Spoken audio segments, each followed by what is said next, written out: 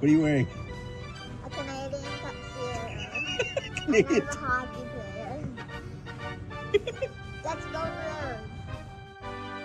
Let's go Blues. Let's go Blues. Let's go Blues. To all you Blues fans, we're bleeding blue with you. Let's go Blues! Let's go Blues! Let's go Blues!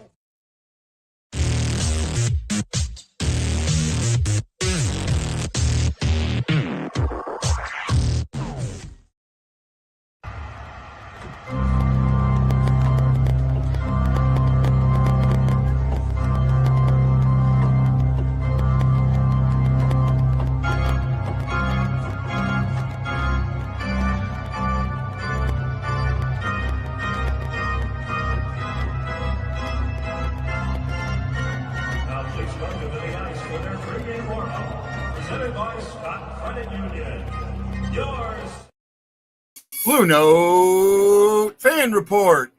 Sorry this is last minute, the show. I am fighting a really, really tough head cold. I went to the doctor yesterday with my ears.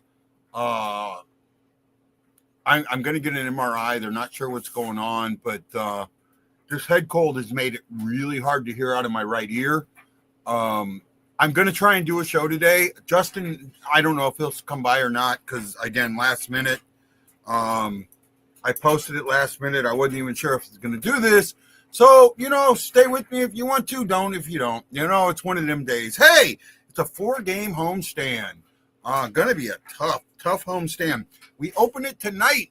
The Kraken have been released in St. Louis. Will they make us sing the blues? I thought it was a good line. Rousey sat. Now he's on the ice. I'm getting a little slack from people about my Rousey support. And I'm not going to let it waver because I don't get it with him. Right? All anyone sees is his mistakes. That's it. I can't think of a player. There's only one other player in recent time that I can think of that we saw this way. And with that player, it was rightfully so. And I heard on the morning after radio show, they break it up and do reels. And we're going to try and do that with this show here coming up soon. Especially like our Sunday show. Tomorrow's our weekly show.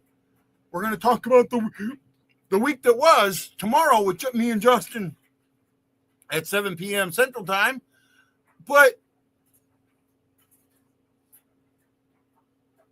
I can only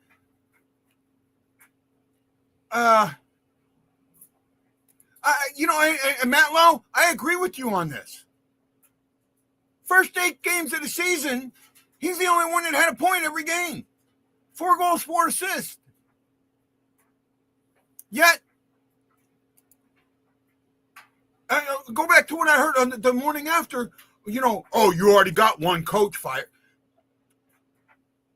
Kyrou didn't get Berube fired. Berube got Berube fired. Let's get that point straight. Kyrou did not get Berube fired. Berube's treatment of Kyrou got Berube fired. Hey, Cindy, how are you? Welcome. This team has a Kyrou problem. Kyrou doesn't have a problem with anyone. I don't think the team has a Kyrou problem. I think the fan base has a Kyrou problem. Right? I think I kind of think that Montgomery sitting Kyrou was more a message to the team than it was to Kyrou. It reminds me of the original movie Miracle. Has anyone seen the original movie Miracle on Ice with Carl Malden? Anybody out there seen that movie? I know Lance has. I don't think he'll be here. But have you seen the original movie back in the 80s that with Karl Malden? There is a scene in that movie that reminds me of this situation. I talked to Jim Thomas about this a little bit, right? Like we were talking about Slapshot and how it's not my number, it's like my number 3 movie. And he was asking me what number 1 or 2 was, and I couldn't remember. My number 1 is Mystery Alaska. I think when it comes to the spirit of what the game of hockey is, that movie gets it. Right? Matt Lowe will get to that. Give me a few, right? Give me a few. By the way, if you're watching on Facebook, put them fingers in the air, man. Give us some likes. Give us some loves. Give us an angry face if you don't like what I'm saying. But at least click on it like Chris Shockey and Marianne Holmes did, right? Thank you. In the movie, well, see, for me, I put Miracle on Ice, the original, over Miracle, as good as Miracle was. I don't think Rousey's the problem. I don't. God, you guys are getting me all off. In the movie, there is a scene where Karl Malden, being the coach, is talking to Eruzione. And Eruzione is saying, Marianne, that doesn't work. That works with kids, not professional athletes. Where Eruzione's going, look, man, I don't get it. You're on me no matter what I do. And he says, well, when I'm saying things to you, it's to the team. Well, you know what? Help me out here. And he finally goes, you know what? When I say Eruzione, it's to the team. When I say Mike, it's directed at you, and he starts using that. Right? He starts using that. And I think in some cases, that might be what's happening here, is that Montgomery is using Rousey, has Eruzione. At least I hope so. Right? Let's get back here. I'm going to go through your comments from the beginning. Matt Lowe says, what's up, guy? I still believe don't trade Rousey. I'm with you. Only guy on the team with the 8-game point streak. You sit him when Butch is playing the way he is. Agreed. I'm with you there. But here's the thing. It's like Montgomery's bringing his Inter Berube. Oh, he's playing great defensively. No, I mean, he may be playing great, but the rest of the team ain't. You're giving up the most goals in the league. I think I got to look at this. I think they're last in goals for. Right? Cindy Lou said, good evening. Thank you, Cindy. Mary said, agreed with what I was talking about. That still doesn't make sense to me that it was a statement to the team. I don't know how sitting Rousey makes anybody else take, because you're sitting the best player. If I can sit him, I can sit anybody. That's the thing. I think I showed that. Marianne, tell me what that does to professional athletes. Marianne. So let me ask you this, right? You go to work after you had a bad day. The company had a bad day, and then the boss comes in and says, "I want everybody to run around the office." How's that gonna play out? Right? The interns, yeah, okay. The people that have been there for years, not so much. You see where I'm going with that, Marianne? Yes, we see he is here. Matt didn't say the team has a Kyrou problem. Well, yeah, he did. I guess he did. Where was that? He said something along that line. The team has a Kyrou and I disagree with that. I don't think so. Right? I don't think so. The team doesn't. Matt, the team doesn't. The media does. Oh my God, does the media single him out? The media singles him out. And here's why. If you want to know why, he's not a media darling. He doesn't do the interviews. He doesn't cozy up with the media, so they don't like him. Joey and Curbs, I heard it. Joey and Curbs can sit there all day long and tell you they don't, they do.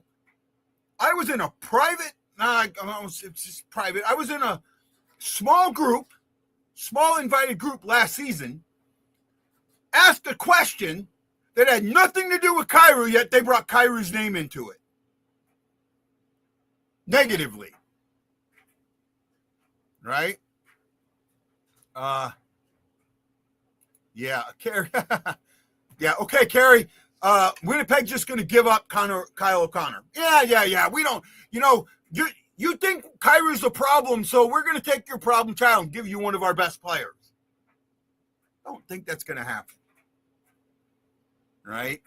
Hi, Ashley.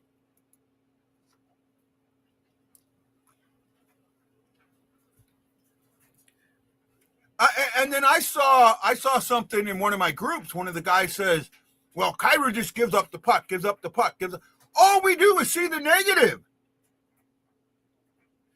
You know what? It's not just the Blues. It's every team. It's every team. With the Cardinals, there were players on the Cardinals that were not media darlings that just the media treated badly. And the media does this, like in baseball. Guys don't get into the Hall of Fame because of the way the media perceives they treated them. If that, and that's just the thing.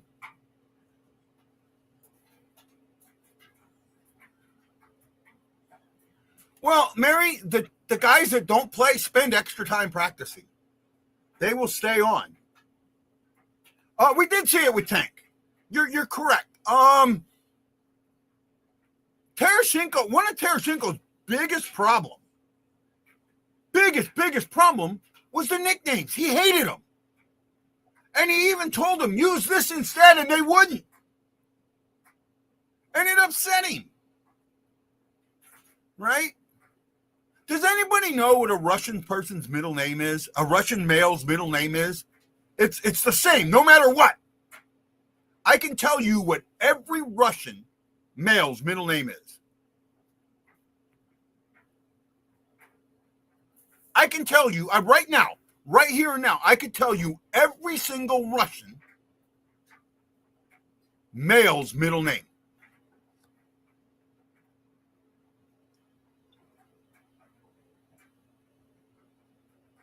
Does anybody know what Russians males' middle names are?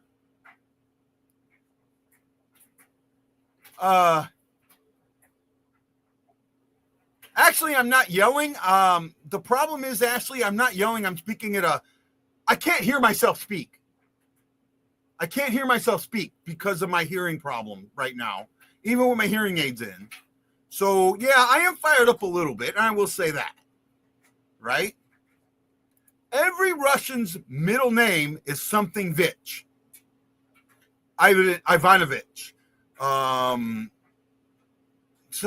It's their father's name and Vich. And it means son of. Vich means son of.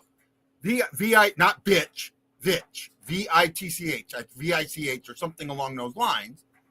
And every Russian's son's middle name is that. And it's used almost as a way of saying it. Right? So that is, and that was one of the things that Tarasenko had a problem with was the use of nicknames. He hated them. And the media continued to do it. So he backed off. Right? Anybody, this misconception, this conception that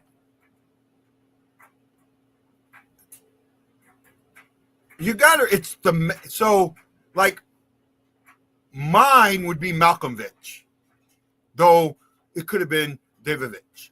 And either way, because I treat my quote unquote stepfather like my natural father, like my father, plain and simple. I call him my dad. There's no step there. Do not use that at all. Haven't used it, never used it actually. One time I used it, my mom got so mad it wasn't even funny. But that is how, and that's just going to show you some of the things about how the media sometimes treats the players, and it's not right. The player doesn't have to. Butch, because of his language, because of his English, didn't respond to the media. So the team started having him do these like interview show, and you could tell he hated it. His English is better, but he hated it. Right? The problem with this team right now, it's the father's first name, not last name, dumbass. It's your father's first name with Vich. That is a male's middle name.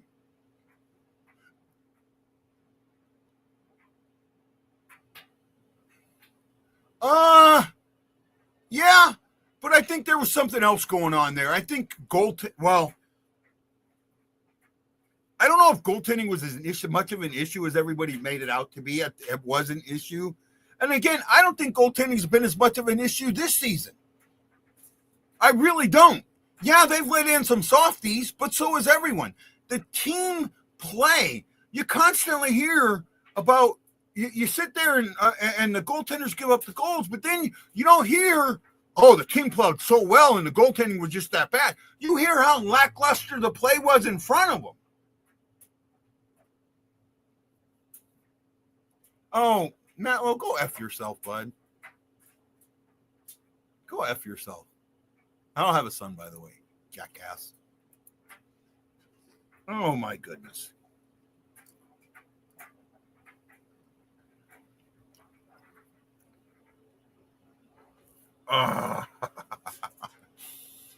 Oh, my goodness. Good game. Let's just hope for that. They've won 2 out of 3. Let's hope that they can come out. But they had a stinker in there against Washington. That was just a stinker. I mean, the first period was great, and it just ended. I didn't start anything because I didn't use anybody else's in the chat's name. I didn't use your name, Matt. I didn't use anything like that.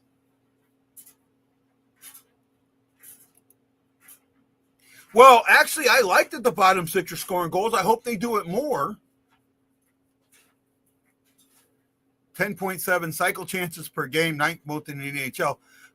The thing is, I don't think they're even close to cycling it enough. They need to cycle more, right? It seems like the only time they even get on a cycle is during the power play. Right? No. That's you, Matt Lowe. That's you, buddy. Right? Again, remember, see, this is the one thing that you guys forget. You guys take shots at me all the time. Matt Lowe and Ryan, you guys take shots, and I actually don't open up the salvo. I don't come on here and start taking shots at you. You take shots at me first. And I do my best to deflect it, but you guys love to try and push my buttons to get me to go off. That's what you want.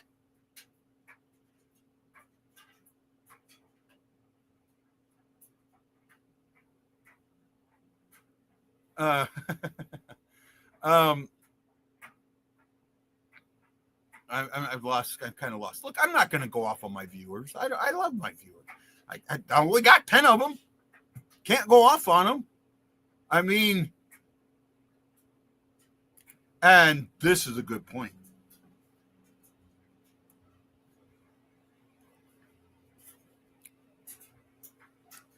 passing is got to get better. And it comes, and I can't believe I'm about to go off on this one.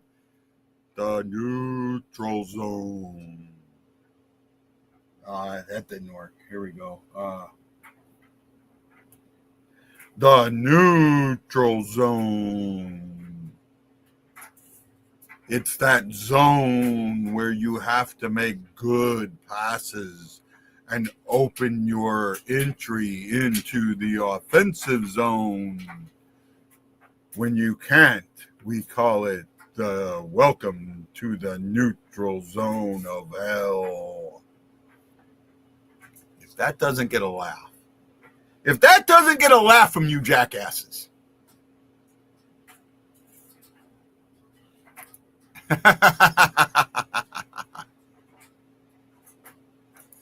I know you guys do. I know you guys do. But the thing is, Ryan and Matt, what you two are really, really, really bad at, is reading the room. You guys push buttons on days that there's no way that you should be pushing buttons. You think every day is a day to push buttons. You don't give enough time to figure out where my mood is before you start pushing buttons. Now, I have thought about this, and I want to start my website back up. But in order to do it, I need 1,000 people following me on the following platforms. Facebook page, BlueNote Fan Report, which is actually there. YouTube, which is at 750 something. Been there for a while, actually. And, well, the days you are here. You're here most days.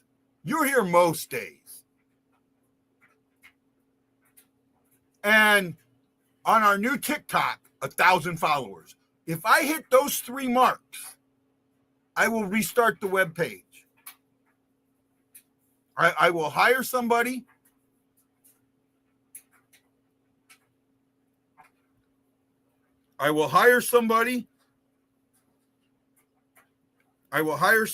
To get me back up and running and get it going in the right place.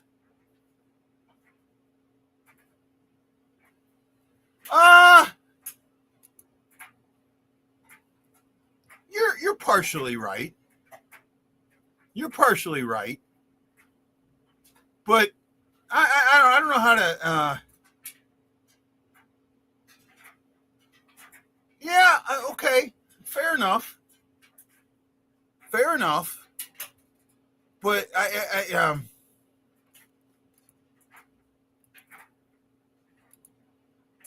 don't know how to respond to that. I mean,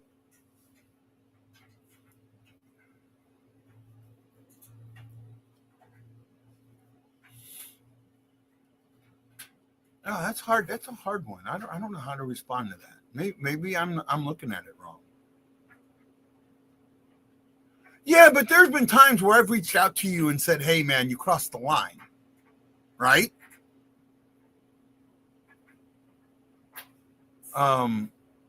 There is a line, though. To say that there's no line and you can just attack me whichever way you want. Yeah, see, that I kind of disagree with. Right? I mean, it almost feels like what you're saying, Matlow, is the only reason I'm here is to piss you off. That I don't like what you do. I just want to make you mad. True? I mean, that's what it sounds like you're saying.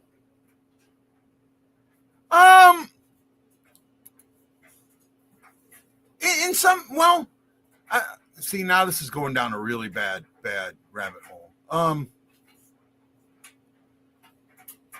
Maybe attacked is the wrong word. But I don't know, man. I'm you know what? I'm just gonna go. I'm gonna walk away from it. I don't want to upset you. I don't want to upset me. I'm just gonna walk away. He's just a walk away guy.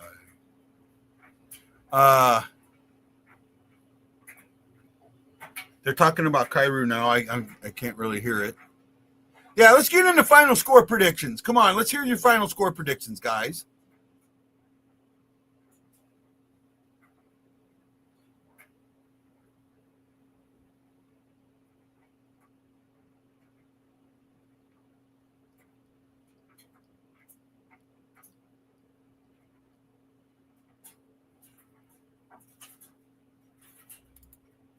Scary, I have no way to reach out to you, bud. I'm not sure who you. I don't know if you're on Facebook with me or not. No, I didn't say that. I didn't say that, Matt Lowe. I've never said that. You're inferring something different, right? I could see that, Ranger. I could see it both ways. Send me a message on what platform, Scary?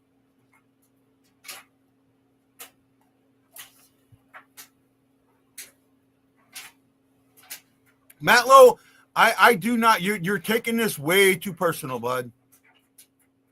And that's what happens with me sometimes. I take it way too personal. And that's what I'm trying not to do. Okay, bud.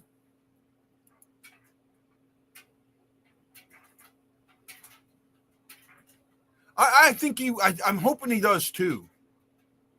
Mary Ann says 3-1. I'm not going to give a prediction because I just don't know. They've got to come after. They've got to come after the Kraken, like from the get-go. They just got to come after him from the get-go.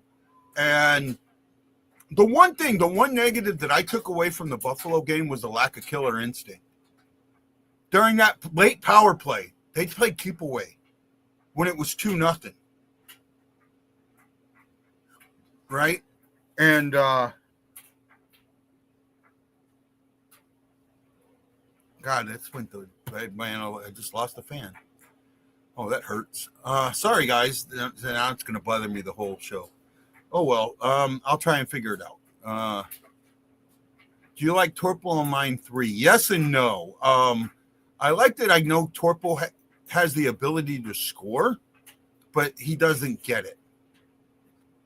Right? He doesn't get enough of it. It's like he gets I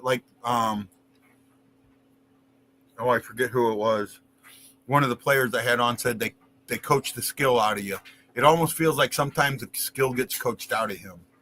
He's got the skill. He says 5-2 Blues. I can see that. I mean, you can see a bunch of different things here. I think what it's just going to come down to, yeah,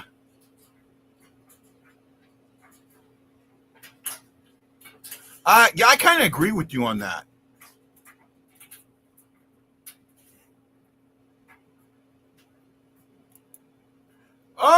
Kind of true, because that's what he's been told to do.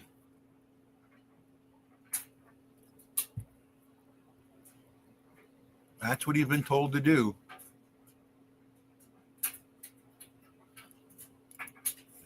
Hard to predict because this team is like going to the grocery store with a 5-year-old. Yeah, I can see that. I can see that. Matt Lowe, are you still there or did you go away? I hope not. I hope you didn't do that, brother. I really hope you didn't.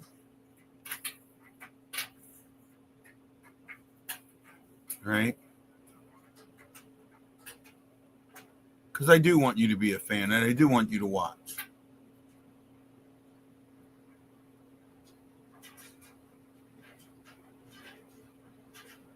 Oh my goodness. No, he basically. Oh, wait, I have been reading your comments, Matt Lowe. I've been reading your comments. And let me see. I read the last one. Oh, I missed this one. Over under Benner steals the puck. I missed that one. It got cut up in somebody else's. So I did miss that one, and I do apologize. Stephen Glass says 3-2. Trying to see if I missed any more. That's the only one I missed, Matt Lowe, and forgive me. It got caught up in another one. I did not purposely skip that. I did not purposely skip it. Don't we? No, we do not. I wish we did. If we basically had 4 scoring lines, we'd be scoring 6 to 7 goals a game, right? And we have a third or a fourth line that every now and then will get in there and do their job. But our score. Okay, Marianne, go ahead. Shoot.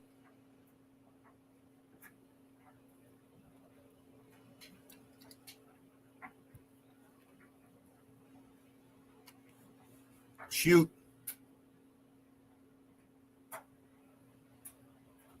I kind of agree with that.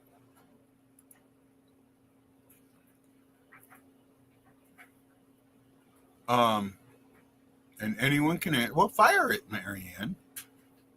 We're waiting. Oh, 10 people watch. Justin, hey, Justin put his thumbs up. Where are you, Justin? Come join us. Do you like, I haven't seen it. I have not seen it. I'll honestly say I haven't seen it. I didn't see it while I was there.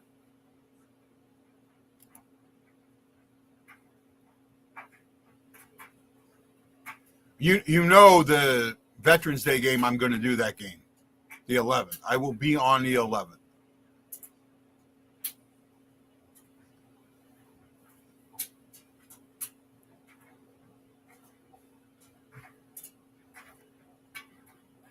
Puck drop is next.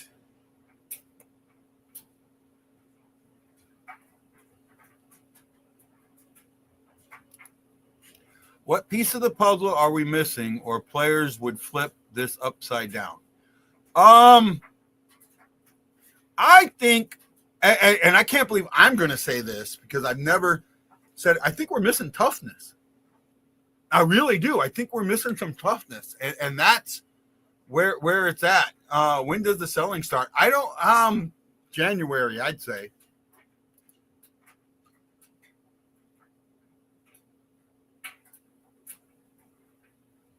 I think toughness. I think that's the thing. I think that there's, I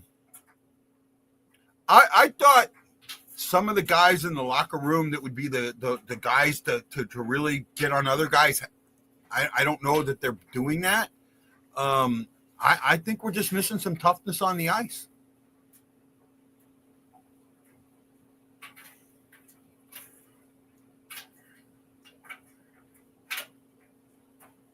You hear Joey, just how Joey talks about it, right?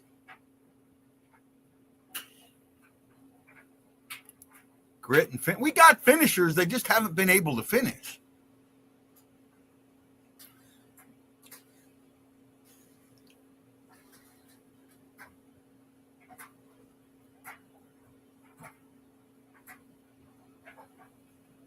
Shen might be traded. Not 100% sure with that. Are we missing a heavy hitter? Not necessarily a heavy hitter. You know, toughness doesn't necessarily mean a heavy hitter. Toughness is the guys that are in there on the, you know, the battles, the board battles, you know, that's where the toughness comes in. We need someone more consistent in getting in front of the net. We can't take any goalie's eyes or make them work. Yeah, that's a good point. Top line players that you can count on all year. You know, there's maybe like 4 of those guys in the entire league. Right? Marianne, I love you, but you're stuck in the late 80s, early 90s. That game's different then. It doesn't. There are very few of those that matter. Oh, an afflictor? What is an afflictor? I don't know what you mean by that. I don't know. I would hope so.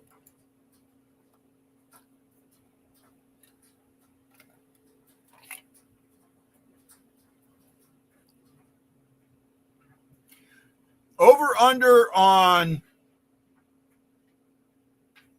but okay, there's only a couple, and right now, even those guys on their teams aren't doing great. I mean, Washington is above 500. I mean, their teams are above 500, but they're at the bottom of their respective league.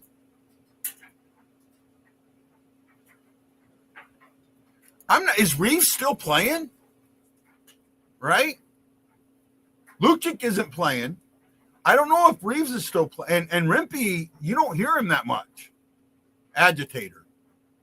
No, I don't think you need an agitator. Right? I'm not completely on board with that. Right? In the 90s you did. I don't think now you do. Right? Stephen Glass, Justin Scott, E. Guido, Ashley Jones, Kevin Gilhot. Oh, I've never seen that name before. Thank you, Kevin. Chris Shockey and Marianne Holmes, thank you.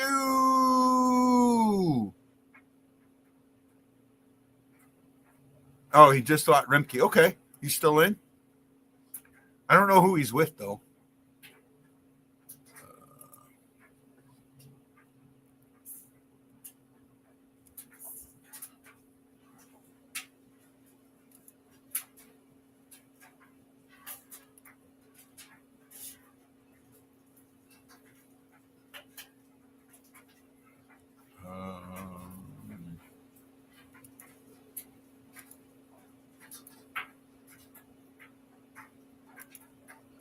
I'm hitting the wrong key.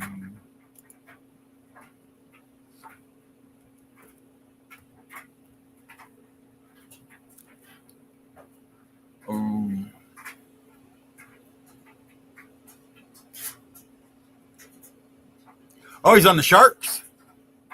Okay, he's on the Sharks. He's had a few teams.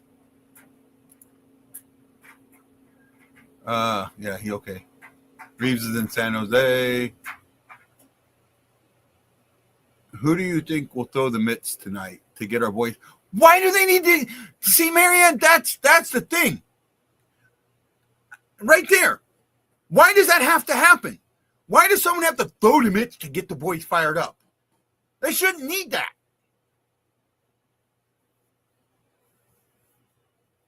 Yeah, I'm with Chris on this. If we have a fight, yeah. Like Shen, I don't think Shen should ever be throwing the mitts. Ever. He's a skilled player. You don't want a skilled player sitting in the box for 5 minutes. There's a problem with that.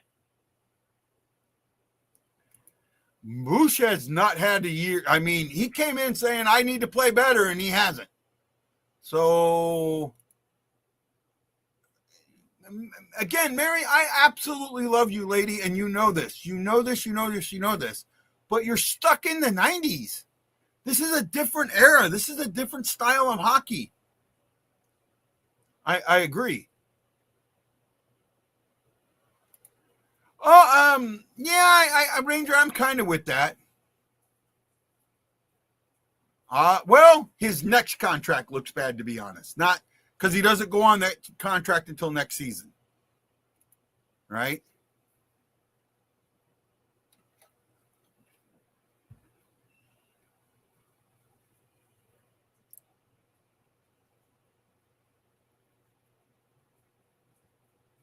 That might be a good thing right there.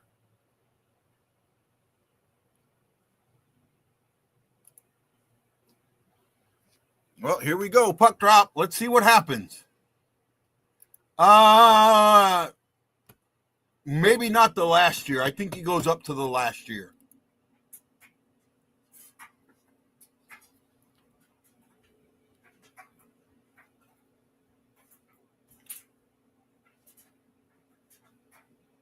Talk about us with coaches. Kraken, they're not even, they're on their third coach, and they're what, 4 years old? They came in 22? 21, 22?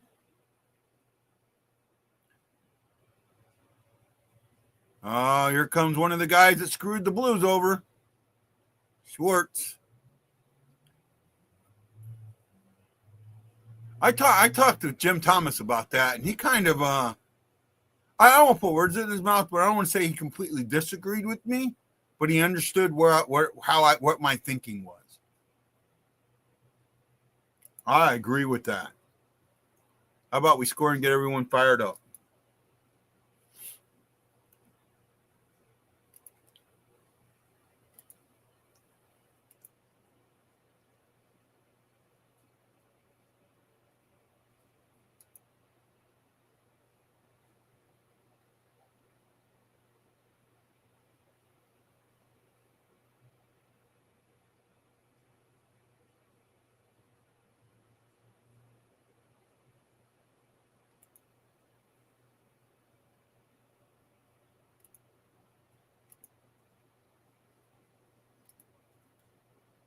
He should have been in the expansion draft.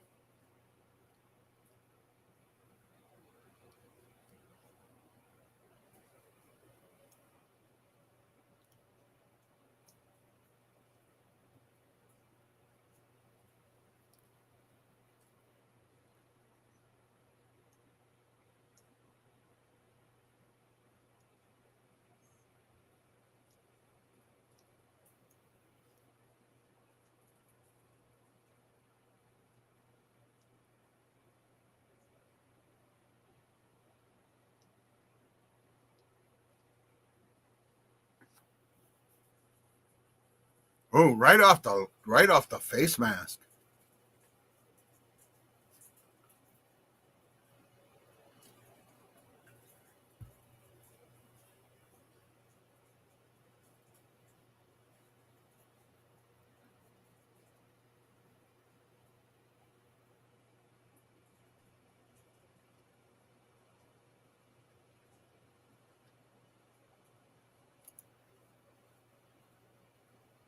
Already doing the dump and chase a little bit.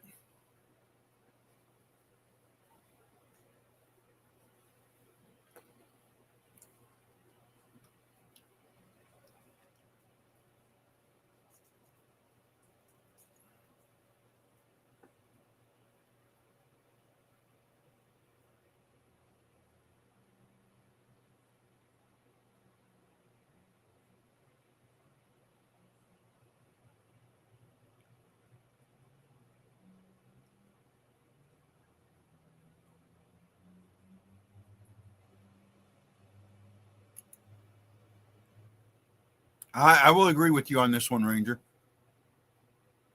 Ryan, I will agree with you on that.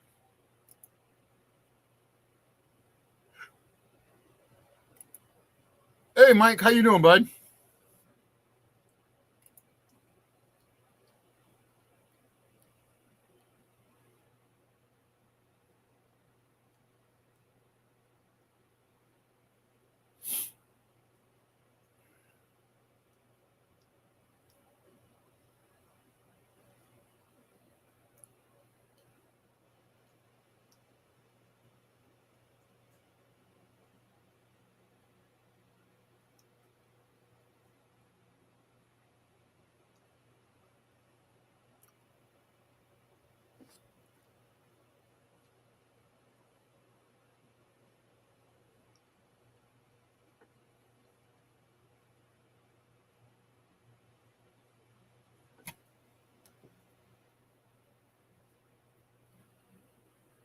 A lot of right now. It's like feeling each other out.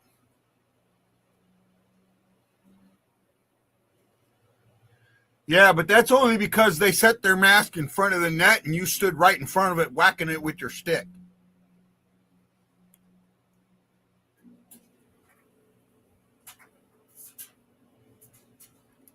Yeah, I'm okay with that.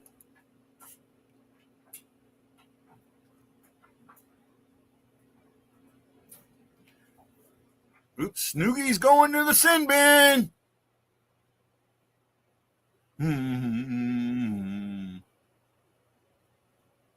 Little trip. I don't think they look lost, Marianne.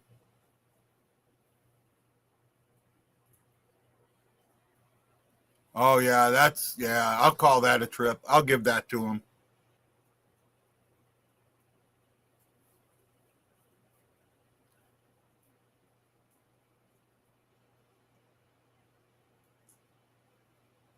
Well, 2 shorthanded goals in the last 2 games. Can they get a third?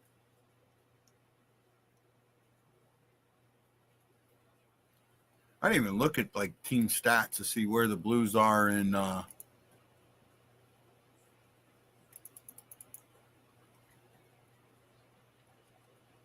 know they're not great for the penalty kill.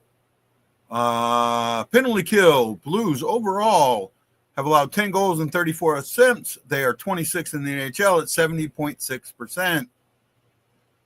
On the power play, the Kraken are at 22%. They are 10th in the NHL. They have scored 9 goals on 41 attempts.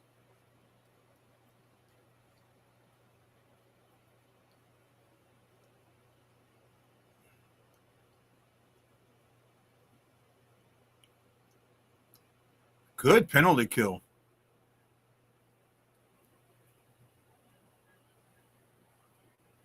Oh, now how's that not a trip? How's that not a trip? Wow.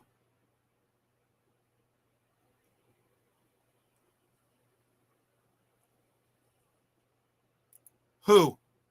Who, Ryan?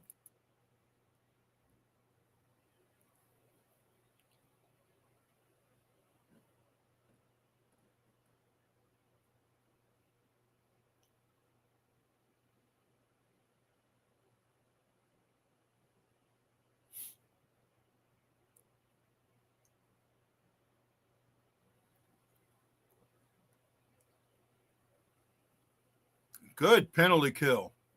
They actually had two shorthanded chances.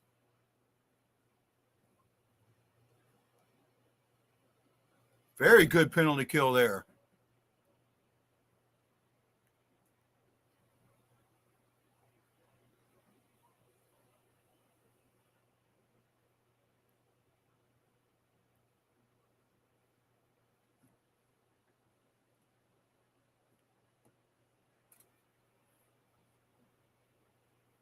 That's how you answer the going on the penalty kill.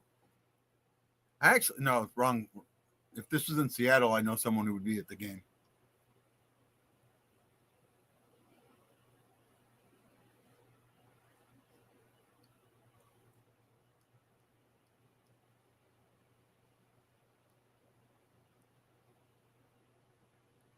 Wow, Joey said something nice about Kyrou.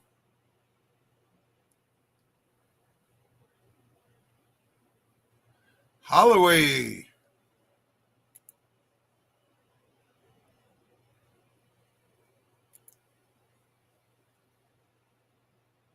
That might be a unassisted goal. I don't know if Kyrou got a piece of that puck.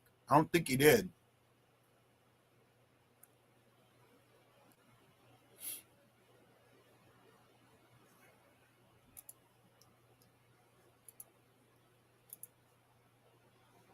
Yep, unassisted.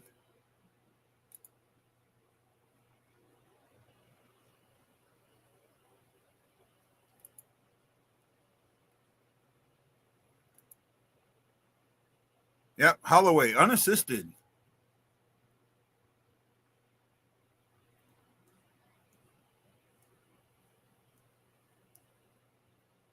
Nice save by Hofer. It's nice that I'm ahead. Normally I'm behind.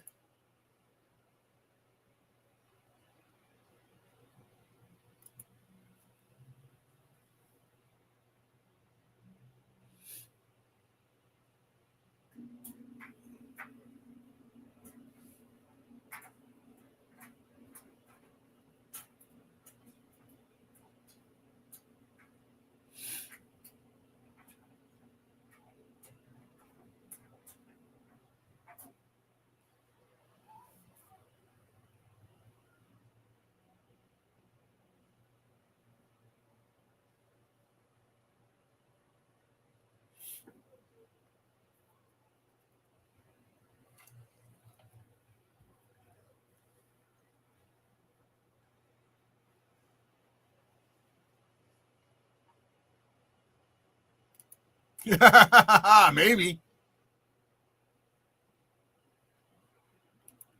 I turn those off. So usually the game is delayed a little bit so I usually keep my phone for the most part. Like I have my phone here upside down. So I don't hear it, but sometimes I know ahead of time. Sometimes I'll catch it when I'm not I'll have it flipped up when I was looking at something or whatever, and I'll miss it, but I try and keep it down. It's a good goal. Good, solid goal. And, Kyrou didn't get the assist, but he should have gotten an assist. Right? He got in there and caused that turnover. Right? And the Blues make him play.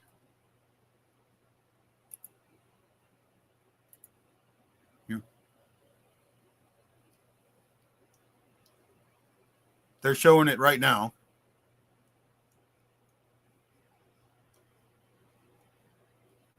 Oh, wide open, right at the top of the house. Oh, yeah, you're going to bury that.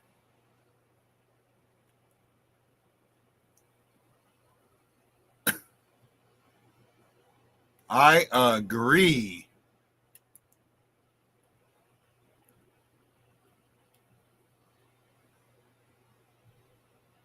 Grubauer made a good save there.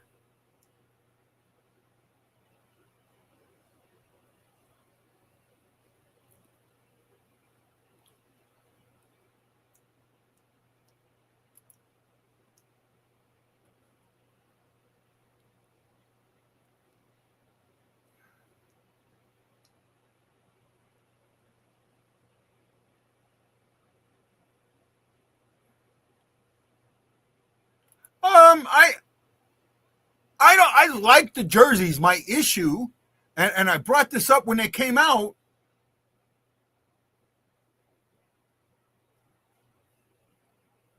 I did the show kind of last minute, so that's why Justin didn't jump on. I think I'm okay, but I appreciate it. If you want to come on, Ashley, you're welcome.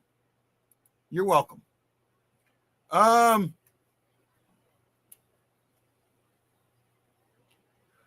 I'm still dealing with my head cold, and that's why I wasn't even sure if I was going to do a show.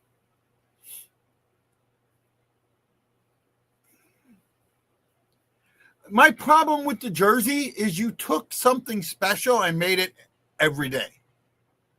And that's my only problem with it. I thought I liked the new jersey, but why are you going to take something that you made special and make it every day?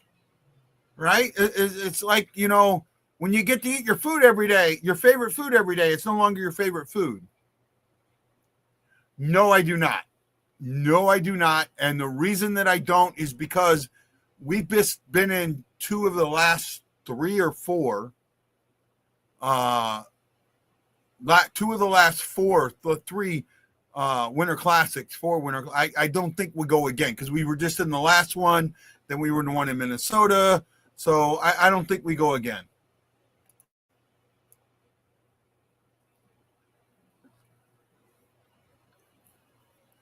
Well, they're wearing their third jerseys tonight.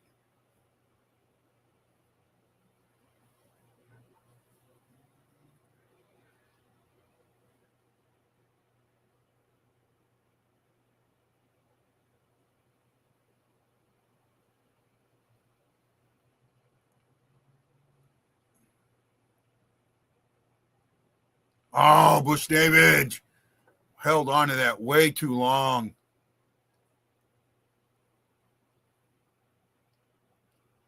Held on to that way too long.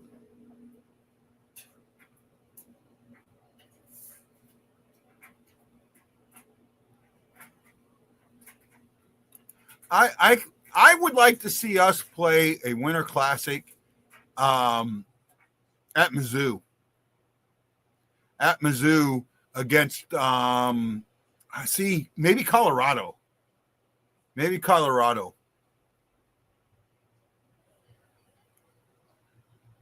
I think that would be a good one.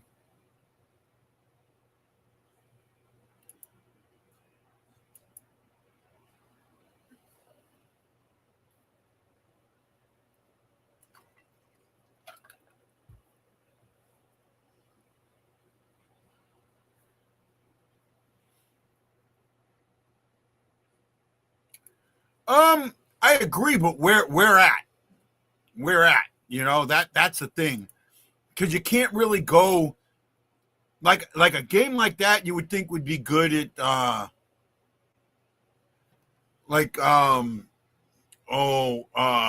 Champaign, but Champagne's far enough out that it's more for Chicago than it would be for St. Louis. But see, Mizzou.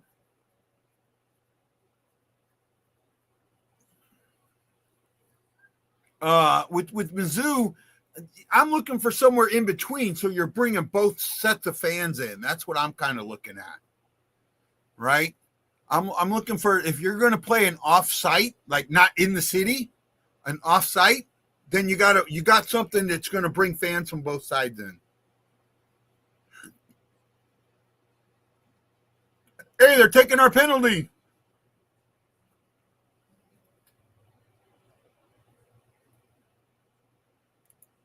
Ooh, that actually might be a good one.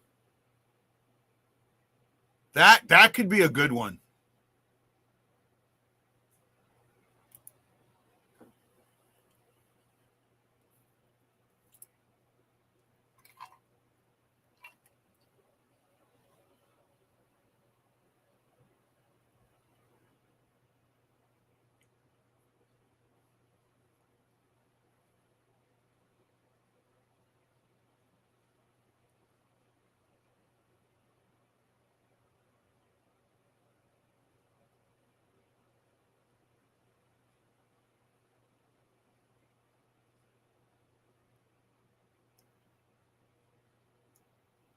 We got a power play.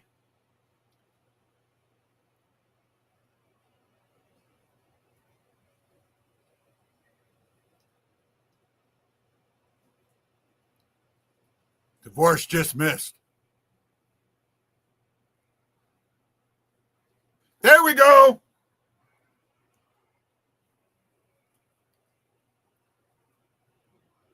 I think that was Snuggie from Dvorsky.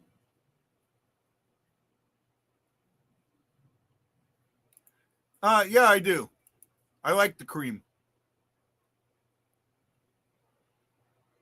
2-0.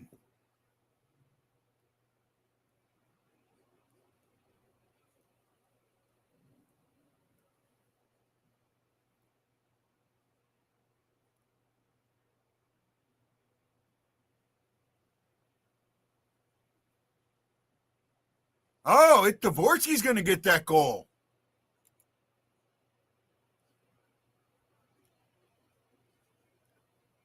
Right now they say Sugarud. I think that's going to get changed.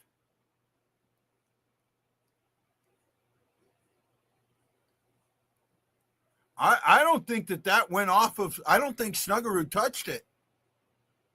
I think that gets changed. Right now it's listed as Snuggerud from Dvorsky and Fowler. I think that gets changed.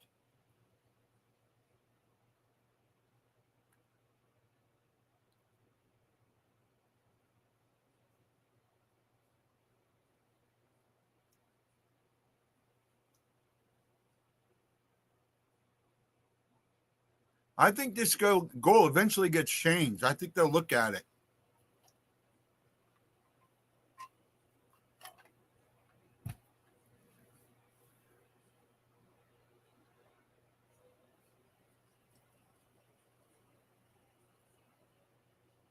I mean, they're playing well tonight.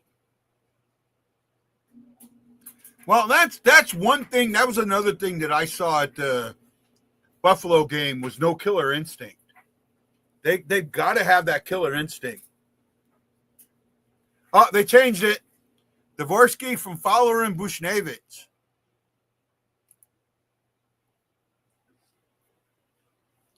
So that's Dvorsky's second. Yep, I'm looking at the score sheet right now. I have the score sheet right in front of me.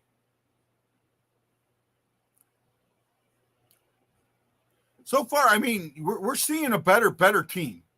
So maybe the wake up happened. Maybe the closed door meeting happened. Maybe the things that needed to happen. Again, I don't think that Kyrou was ever a problem. I don't think Kyrou was. I think Kyrou is kind of the guy that they used to send a message to everyone.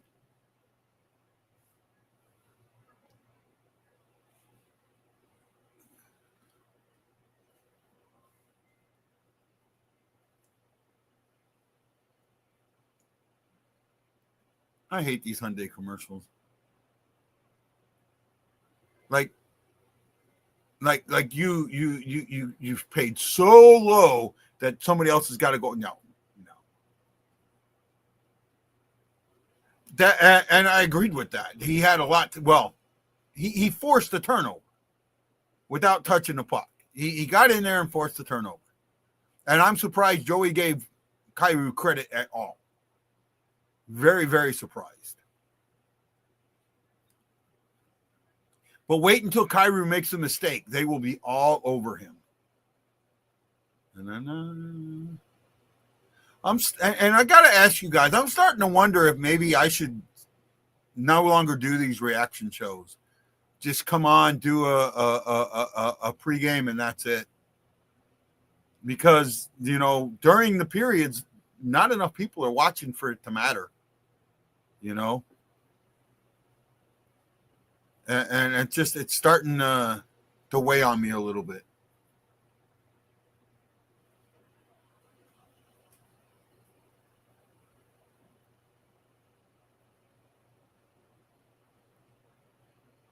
Here we go.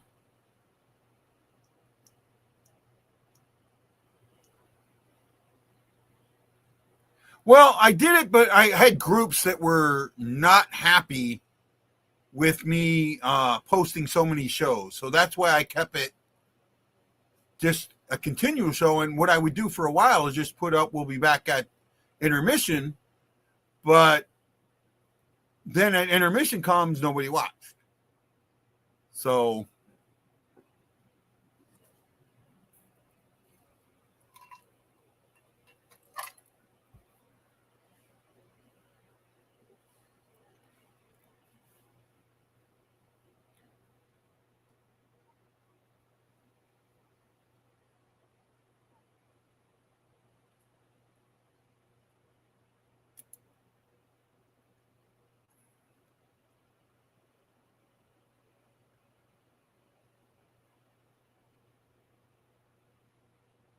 I appreciate that, Ryan.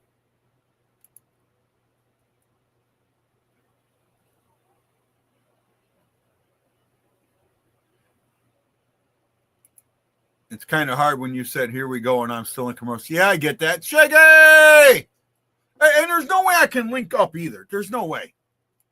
And if I went and watched this on center ice, I'd be in a 2-minute delay.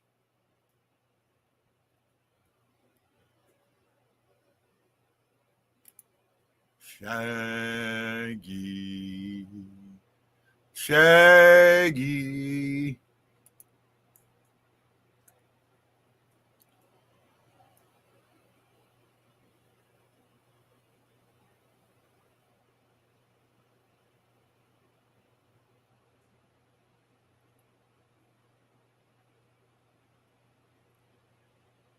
I understand, Mary. I don't hold it against anybody, whether they show up or not. You know, for me, it's growth. I'm not seeing growth. And when you don't see growth, you start to wonder. And I haven't seen growth in 5 years. So, you know, I'm getting close. I started thinking that, you know, if I hit the 10-year mark and I'm still doing the same thing, I'm done.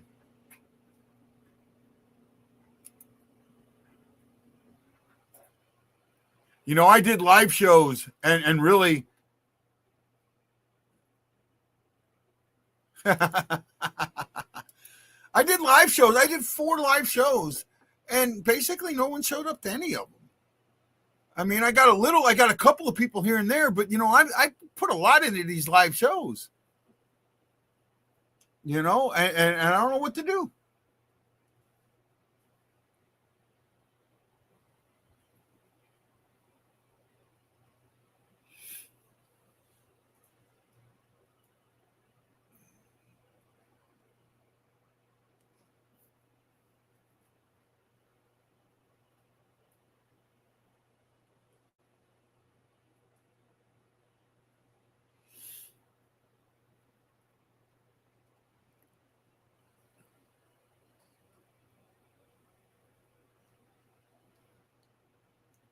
Oh, good shot from Bookstad there. You know, trust me, that has crossed my mind many, many, many a times. Many a times. Trust me, it has. Ask Justin. I brought that up. Ask Ashley. I brought that up. Trust me, that has crossed my mind many a times.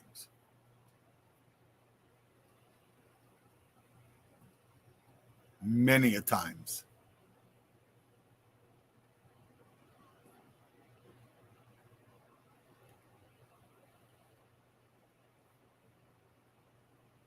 Shots are 8-6, 8-7 in favor of St. Louis. Hofer's holding his ground.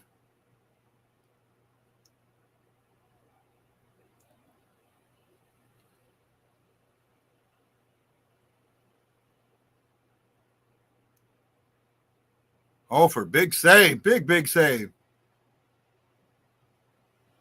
I have been on NHL Network Radio twice now. Twice.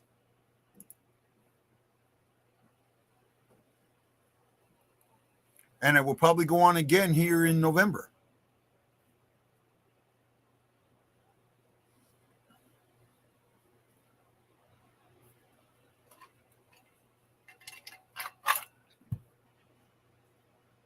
Told me around the 20 game mark.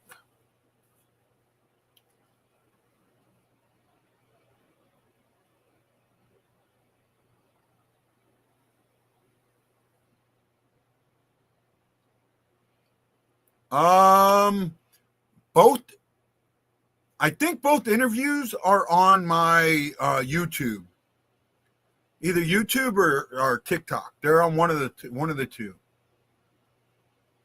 Ryan.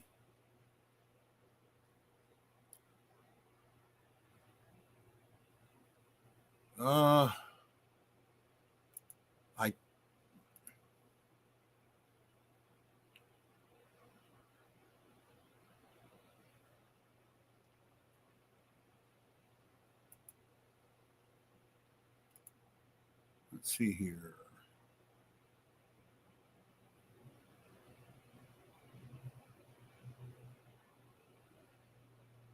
And then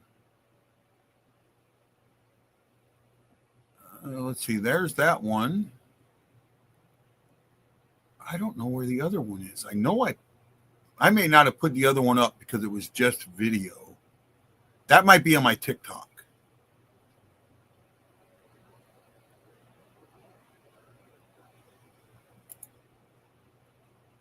Yeah, that one might. So the first one is on YouTube under videos. It's the first video that pops up.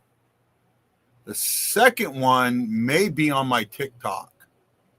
Not the BlueNote Fan Report TikTok, but my TikTok.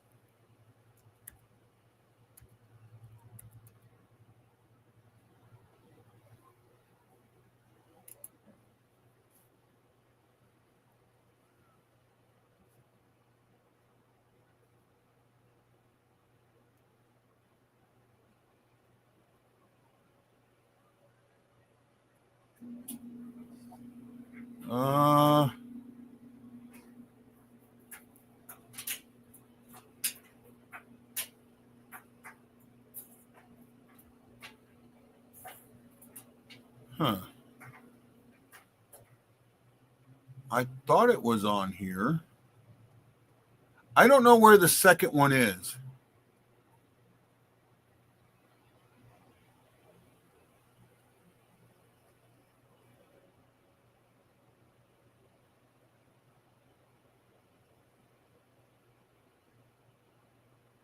I'm looking now to see.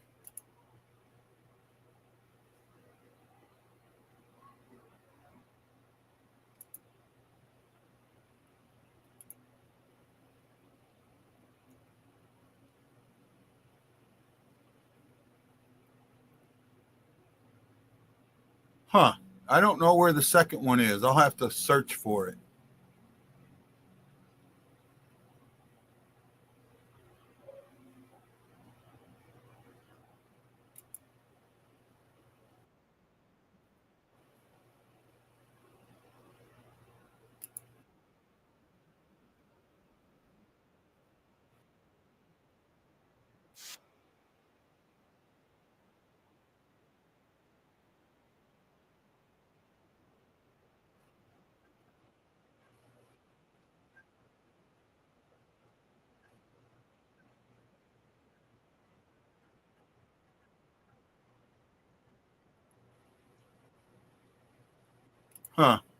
I don't know where the second one is. I'll have to search for it. Yeah, I seen that. I got Shaggy. I mentioned him earlier.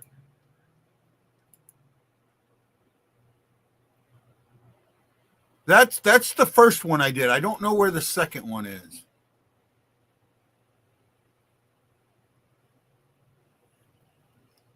Wow, this is a long first period. It seems like it's dragging a little bit. Am I wrong? Mike Marantino, thank you. Probably not. Probably not. Brian, that's I'm going to grow my hair again. Probably not.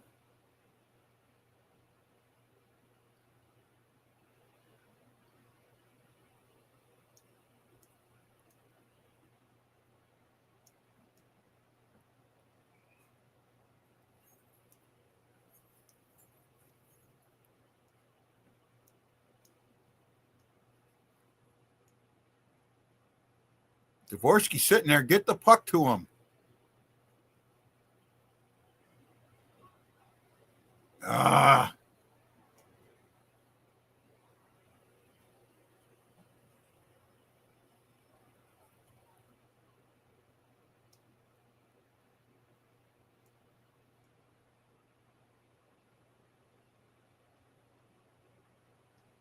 Get the setup. Get it set up. Don't lose it. Nope, you lost it.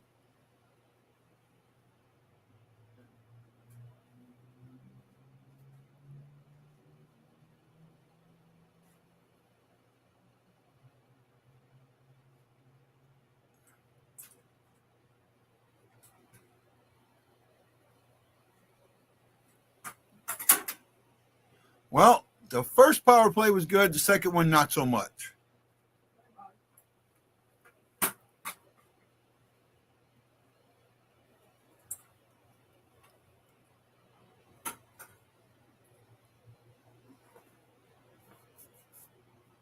That's kind of one of them shots you shoot just to do a line change. Ooh, excuse me.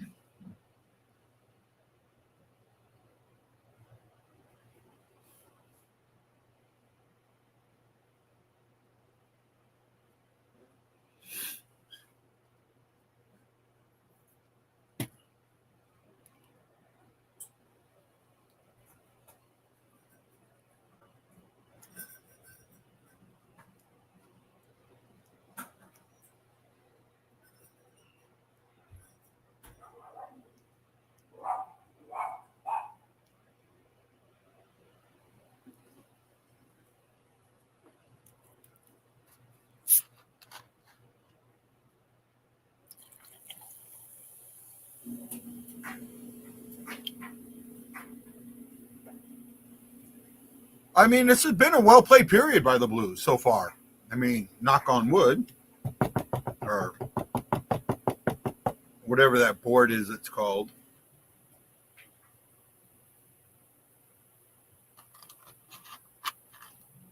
I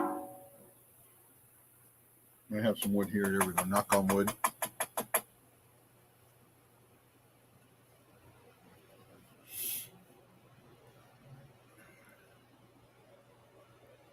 No, I'm not. They've had to move people around to try and.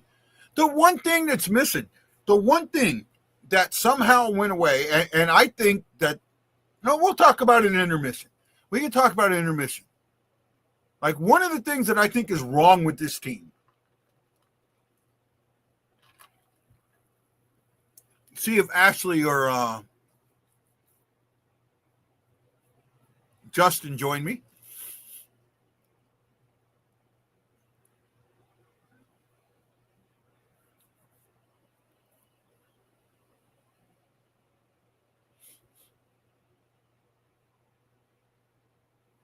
Yeah.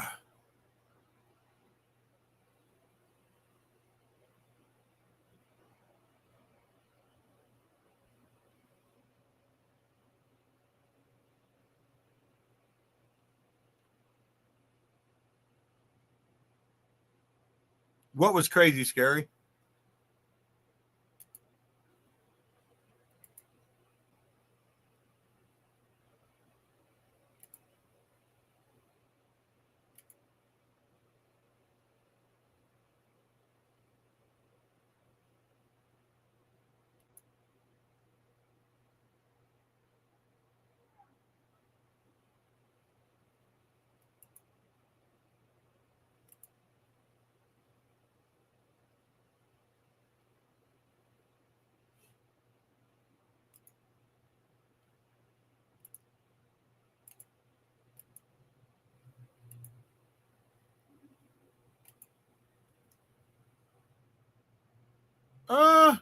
was okay. The second power play wasn't as good. I mean, they got a little bit on there, then kind of let it go. Well, there we go into the first.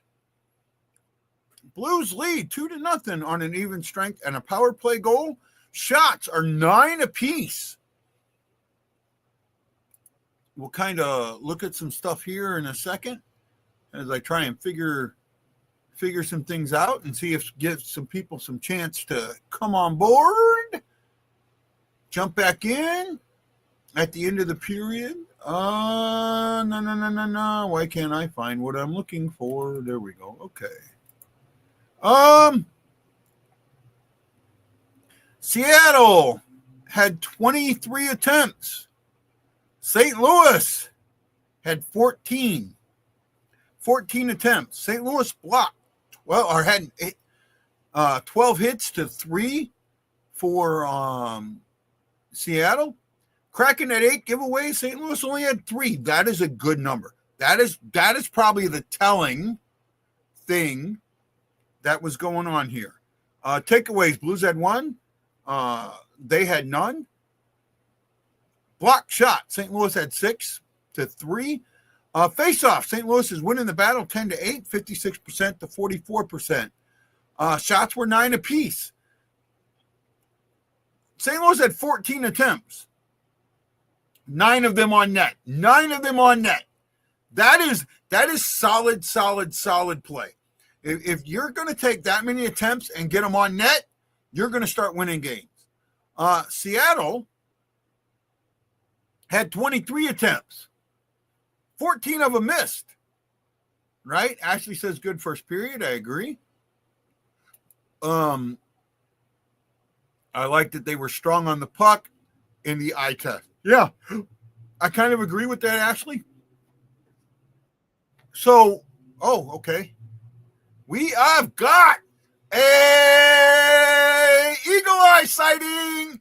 We got it. Smile, eagle eye. How you doing, buddy? How you doing? All right. Sorry about the last minute show there. This head cold, it's coming and going. I for a little bit there, I just had no energy. So I laid down, and then when I got up, I was like, no, I'm not going to do it. And then I decided, I'll try and do it anyways and see how we go. So I apologize for the last minute on you, not having good communication for you. No, you're good. I was out doing my own thing, so I will. I was going to join during the intermission, so I was like, it's okay. All right. Well, I want to get into something, but we'll talk about the period first, and then we'll get into it. I mean, we only got 18 minutes, 16 now that I've screwed it around. What is your impressions of this first period there, Justin? Good period. It started out a little slow. I will say, nitpick again. I will say it again because I say it every time. The officials showing their inconsistencies as per the usual. The Seattle Kraken, I find it funny when players and that try to argue penalties. And yeah, sometimes you have fair arguments, but I find it funny that Seattle was so up in arms about their penalties when they got away with 3 blatant ones in the first 10 minutes. So I just feel like that's just a nitpick on my part. But I think overall a good period. I think Jordan Kyrou had himself a great period, after being sat for the game. So you put a comment, and you don't mind me bringing up the comment that you put out on the group, do you? I want to make sure. No, I mean, I guess not. I mean, I don't know what comment you're talking about. Or I probably do, but that I don't say anything negative about Kyrou. Yeah, I mean, which I feel like you don't, but yeah, I mean, you can bring it up. Yeah, no, and that might be a fair point. My problem is too many of the arguments against Kyrou are it's like that's not part of his game, so why are you complaining about it? Right? So Kyrou wasn't the issue. Kyrou was sat as a message to the rest of the team. That's how I felt. And he did have a good first period. I was surprised Joey Vitale, gave him credit for interrupting in that first one. Right. I I'm still scratching my head about why I get Jordan Kyrou was scratched, and I don't know, I'm not the coach, so I mean, what they were doing, but I find it weird that he was scratched before Pavel Buchnevich. I think Pavel Buchnevich has just not been impressive at all, and I feel like every line that he's a part of, he just seems to just bring it down, and I that's the best way I could describe it. And Kyrou, at least Kyrou, even when he is not scoring, I could still see his speed out there. I can still see his defensive ability. He's gotten a lot better as a two-way player. So I just kind of scratch my head and think, like, why was Kyrou scratched over a guy like Pavel Buchnevich? But, I'm not the coach, so maybe they saw something that we didn't. Yeah, that's part. And I also think that if you bench Pavel, right, are you sending a message to the team? Right? I think benching Pavel just sends a message to Pavel, and I think that they wanted a bigger message sent that the compete level's got to come up all around. And I think in benching, the only other player I think you could have benched to send that message would have been Thomas. However, yeah, but they would not bench Thomas. Well, the thing is, Thomas just missed a bunch of games due to injury. Yeah. Right? If he wouldn't have missed those games due to injury, yeah, I could see the possibility of benching Thomas. Ryan Green said my thing. Sorry. Go ahead. No, I'll get you read the comment, then I'll get into it because it's a little deeper of a discussion. Yeah, it's Kyrou's overall game that was lacking, I bet, like urgency, back checking, etc. Or he chased the most unexpected player to prove, a point, or he chose the most unexpected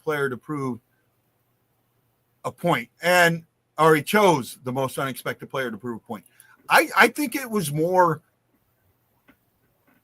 Yeah, you could nitpick Kyrou's game and say he gives up the puck here, or he glided there, or he didn't do this here. But every player, you could say that too. I think Kyrou, yeah. You're a little young for this, and I brought it up at pregame. I don't know if you watch pregame or not. With the Miracle on Ice, the original Miracle on Ice movie brought up a really important thing that Miracle missed. There was a point where the coach, and I can't, for some reason, I cannot remember his name, sits down, or basically Eruzione goes to him and says, "Hey, man, it's too much for me. I don't understand what's going on." And he basically says, "Well, sometimes I'm sending a message to you, and sometimes I'm sending a message to the team." And Eruzione says, "Well, I need to know when." So he tells him, "When I say Eruzione, it's to the team. When I say Mike, it's to you." Herb Brooks, thank you. And I think this is kind of something that happens here.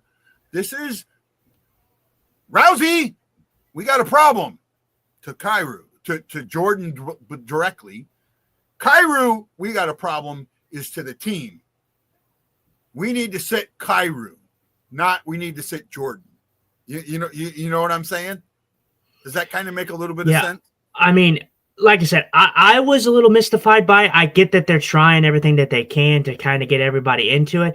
My thing is you have Jim Montgomery have a discussion with Pavel Buchnevich and Jordan Kyrou. He has a discussion with both.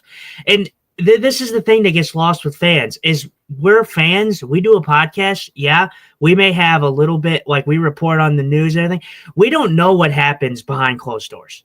So, and I say that not because I think Jordan Kyrou is a cancer or anything like that, but you don't know. Jordan Kyrou is still young. Pavel Buchnevich is older. You don't know how that discussion went. You saw that there was a discussion, but you don't know, how Jordan Kyrou responded to that, or you don't know how Pavel Buchnevich responded to that. So maybe it was a case that, he had a discussion and then Jordan Kyrou had a sour taste in his mouth and he kind of was, I wouldn't say like a cancer, but kind of being a prick about it. Like, I'm the young kid, I know best kind of thing. Maybe that's what we're missing here. I don't know. But the fact of the matter is Jordan Kyrou may not score every game, but he does a lot of things that he hasn't done away from the puck that he's been very good at recently. Like last year, I said Jordan Kyrou, that was the best Jordan Kyrou that we got as a St. Louis Blue, and that's because he was scoring, but he was also focusing on not turning over the puck, not skating over pucks, and back checking. He uses his speed to back check. He doesn't like lackadaisical just not skate like he used to. Jordan Kyrou used to do this thing where he would come in through the neutral zone and he would use his speed so much, and then he would lose the puck. And instead of like kind of slowing down, he would continue to try to use his speed through the neutral zone. And every time he would lose it, he would skate over the puck, and then the other team would go the other way. I haven't seen that from Jordan Kyrou in the last 2 seasons. So, and if it does happen, it happens very, very rarely. Yeah, like sorry, go ahead. No, I'm agreeing with you. I think you're right. I think there's a lot of that. Shaggy's saying Bush is not a big for this team. He says, I got to watch Bush, and he isn't that guy anymore. He's on his way out of St. Louis. Actually, I don't think he is because he just signed a, 4 or 6 year deal? Yeah, it was like 6. With a full no trade on it for the first 4 years of it or whatever it is. I don't see that. I think it's that Jordan doesn't stand up for himself enough, and it's possible. It is possible. I think that the media hate for Jordan, 6 years, no trade. Okay. I thought it was 6. I couldn't remember. Jordan's not a media darling. He doesn't do the interviews. He doesn't sit down. He doesn't, entertain these guys. And because of that, he gets hate for it. Right? I saw it. I know you watch more than I do, but the morning after had, they take their show and they cut it up and put it in, God,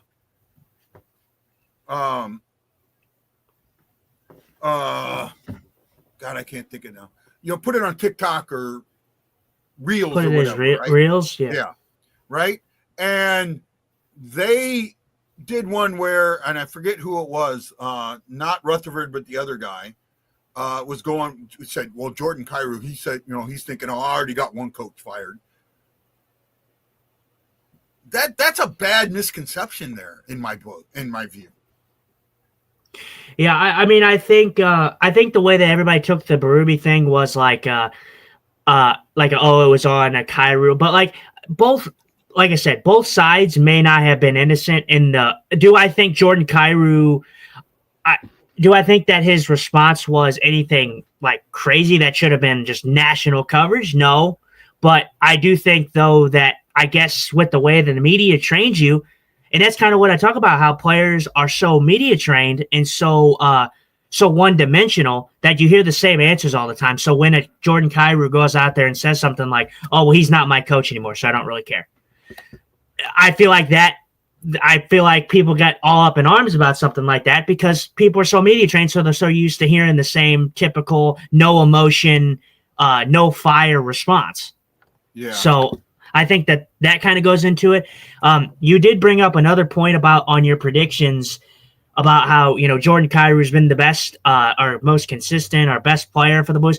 I'm going to have to disagree with you. The most consistent forward, and I may get slack on this one, the most consistent forward for the St. Louis Blues this year, despite the points, is Pius Suter. Suter's been the best player, most consistent Blues player for the St. Louis Blues.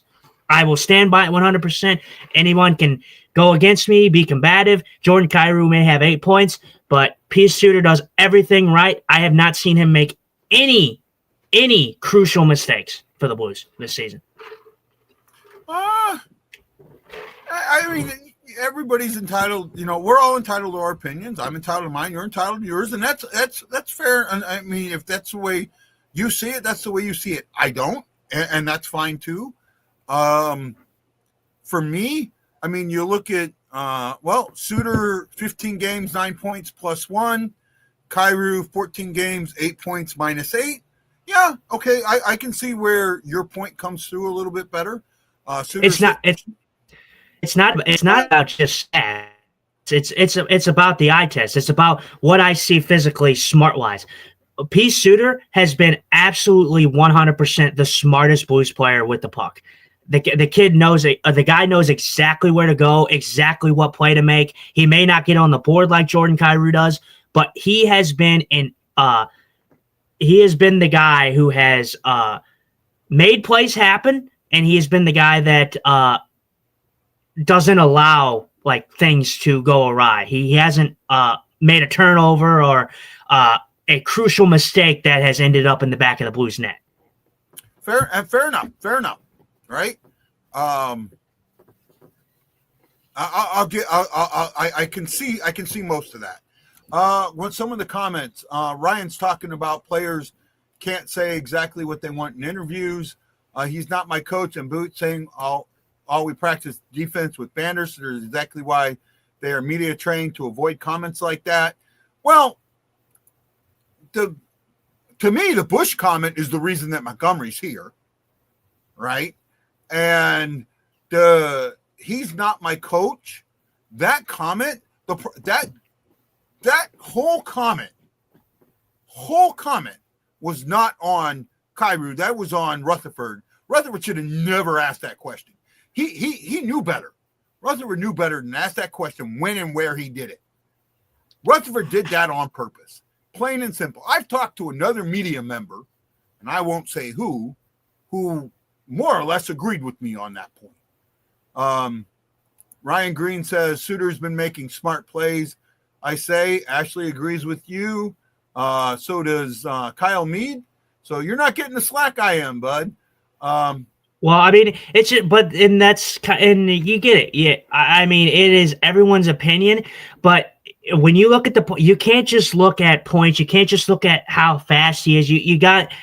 I just look at strategically who has been the smartest player on the ice, and I can't give that to Jordan Kyrou. I can't even give it to Robert Thomas. Robert Thomas is my favorite Blues player, and I can't give him that credit. Robert Thomas started the season slow, but I feel like he generally does, and then he picks up his game, and he was picking up his game before he got injured. And then he came back, had the great game against Edmonton. So I know what I'm getting from Robert Thomas. I know what I can get from Jordan Kyrou. And I don't think Jordan Kyrou has been bad enough to where he deserved to be pulled out of the lineup. But like you said, I think it was a message being sent to the entire team that no one is safe. But I think it could also have to do with the fact of Jordan Kyrou being younger, and he may have had kind of a prickish ego to him where he's a young guy. He's like, I'm the fastest skater on this team. I can score the most goals on this team, so I deserve to be in line. Like, you don't know what happens behind closed doors. So I'm not saying that's what happened, but that's a thing to think about.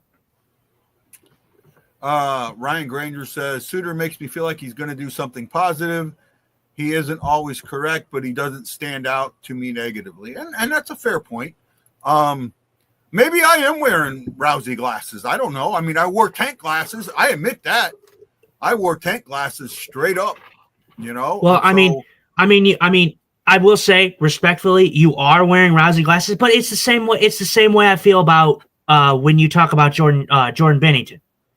So both Jordans. That's the way I feel sometimes you wear the Binnington glasses. Like, I think Binnington is a fantastic goalie. I think he's a big-time goalie, but I feel like when he's playing bad, you don't want to give him the props. Like, I was really how bad was I shitting on Holfer like a few weeks ago about his play? And then guess what? Right? He's playing fantastic. Sometimes it is okay to call out bad play. It's okay. I called out his second period as a bad period. That was on him. My thing with Binnington, and the game's about to start here, the period's about to start. My thing with Binnington is, at the beginning of the season, you couldn't look at the team and go, oh, the team played well, but the goalie was the one that sucked. Right? The team sucked just as bad as the goalie. So at that point, is it on the goalie if the team isn't playing in front of them? So that's why I had some of the feeling I had on Binnington on that one. But I called him out. Right? That second's on, so we're going to get into the second, and we can continue this at the second intermission. You going to watch the game? Yep. Okay. Yeah, I'm gonna go watch. Yeah. Okay.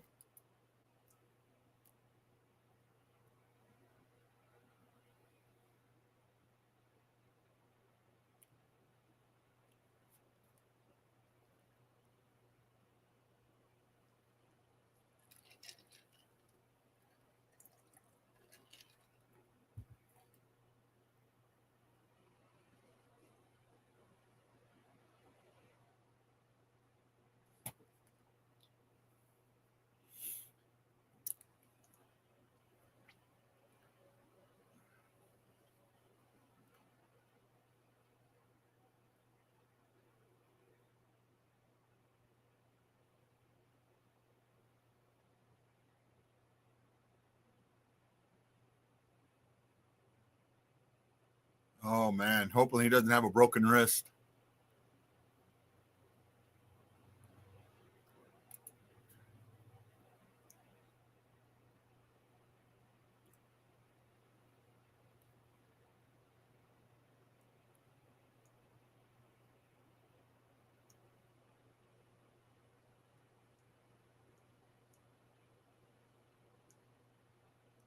Oh, that could have been a good centering pass there. Nope.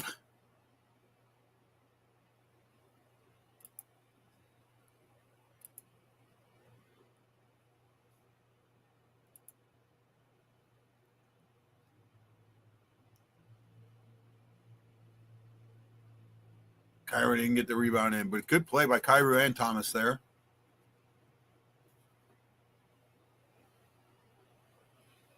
Holloway's back, so he's okay.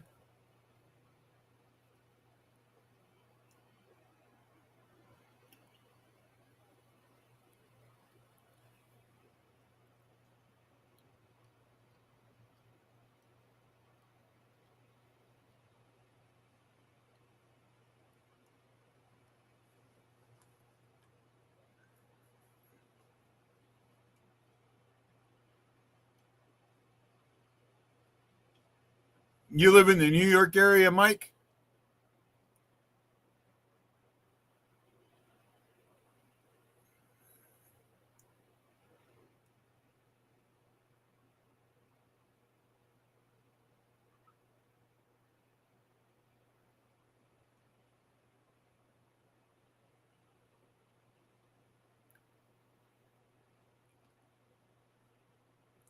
Yeah, I think I remember you saying something about that. Mike, you were one of the Blues Warriors for a while, right?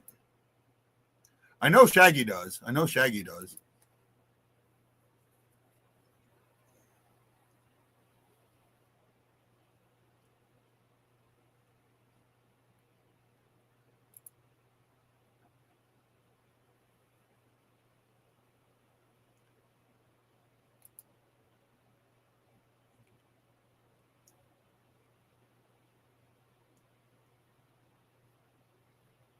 Hofer may be woken up.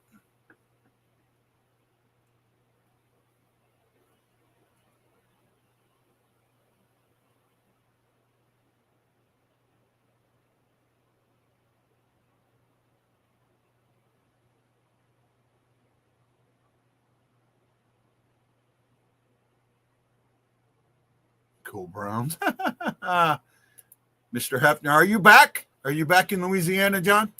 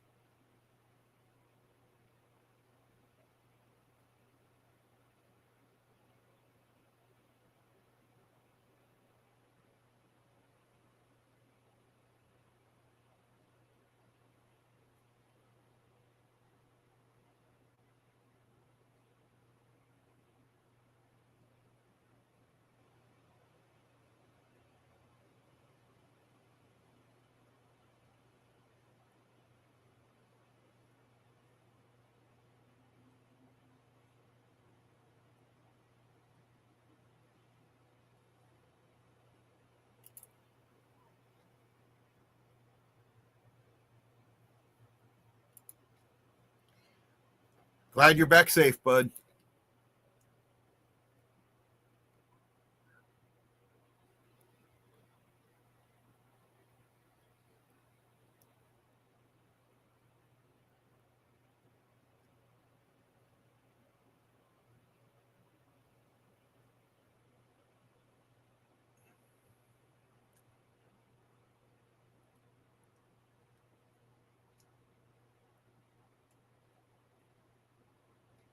Oh yeah, Kappa got traded a while ago, last year. Him and the Rangers were not getting along anymore. Right. They are flat this period. I right now I'm concerned. There's again this team. One of the things with this team is they don't have a killer instinct. Right.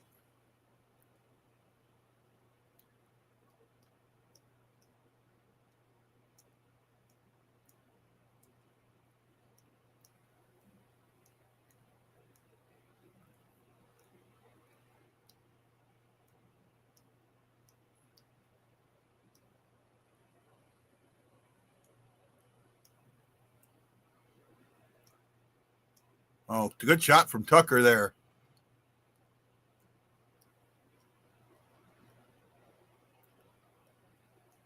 Oh, bad pass there, Tucker. 2-on-1. Oh, good stick. Good block.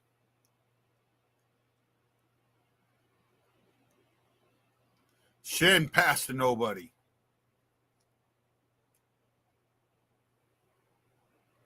Yeah, I agree with her.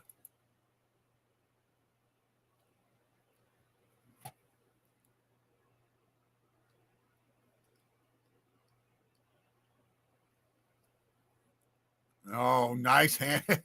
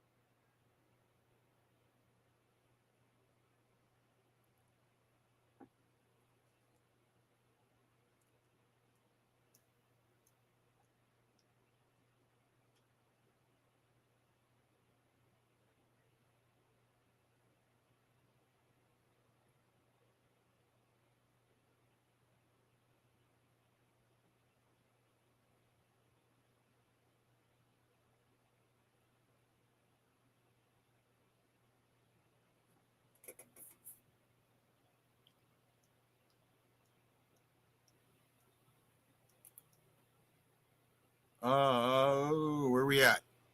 14:05 to go. Shots are 14-10 in favor of the Kraken.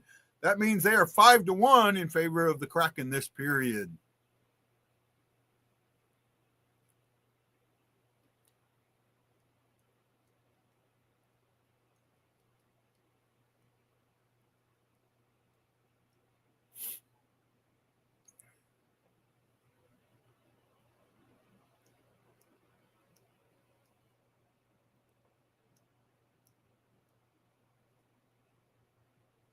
The passes aren't crisp, and then it feels, it almost feels like they're putting a prevent defense in. Yeah, passes aren't hard. Passes aren't on it. It's more, let's try and not let them score instead of letting us score.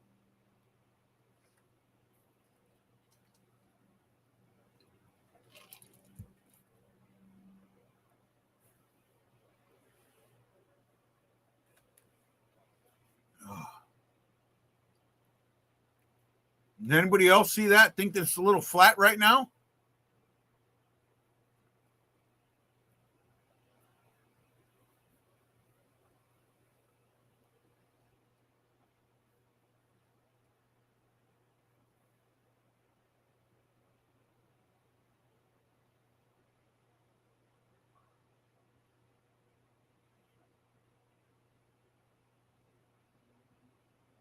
John Hefner, Kyle Mead, Jason Nichols, Russ Johnson, Mike Martino, Stephen Glass, Justin Scott, Kevin Gilhaas, Ashley Jones, and Iguido. Thank you.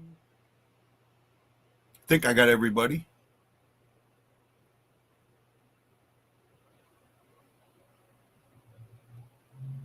Think I got everybody.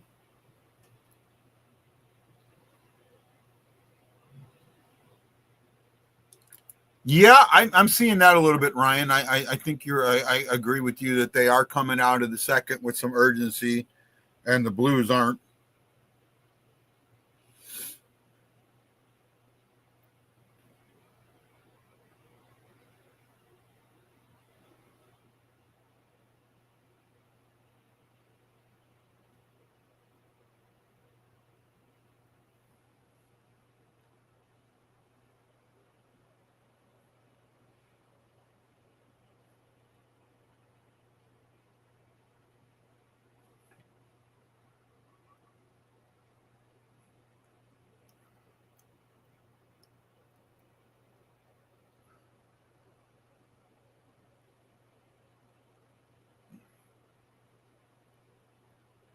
You got a welt.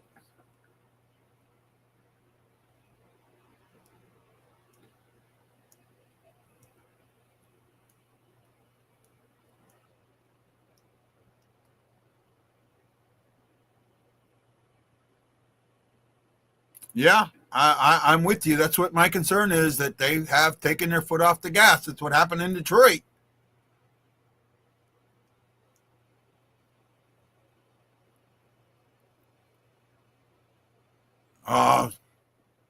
Shen was a little too aggressive there.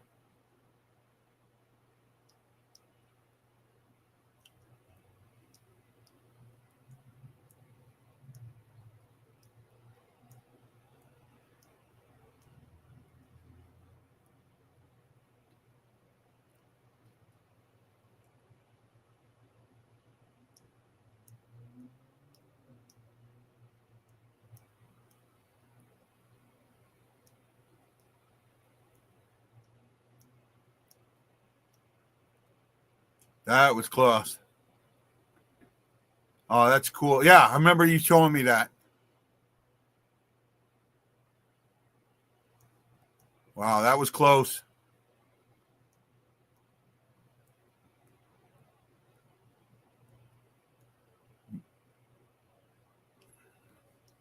Making your own putt luck.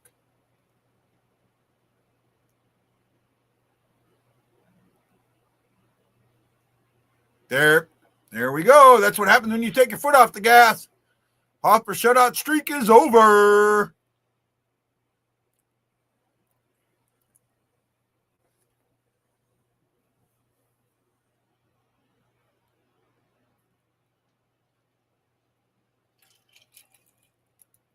Yep.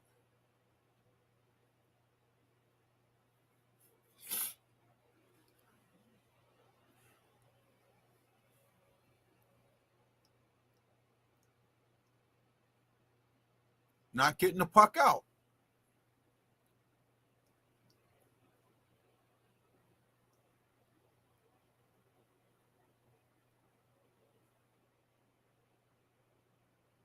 That's on him. That's on Hoffer.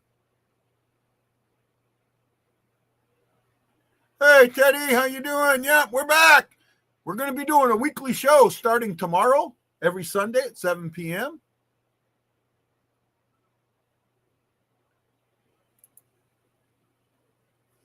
And I will probably be doing a game once a week, maybe not, maybe more. I know next week I'm doing the Veteran Day game. No ands, ifs, or buts about that, which will be the next game. Hopefully this head cold is gone so I can start working again.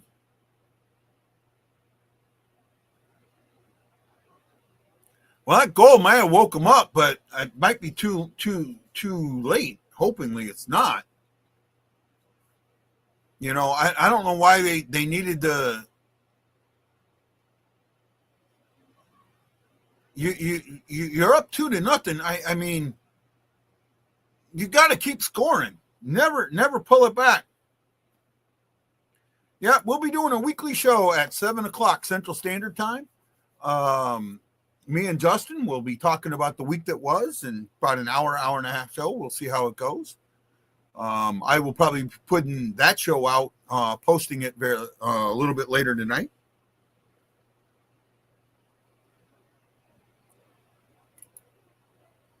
Hopefully we get people to start watching us.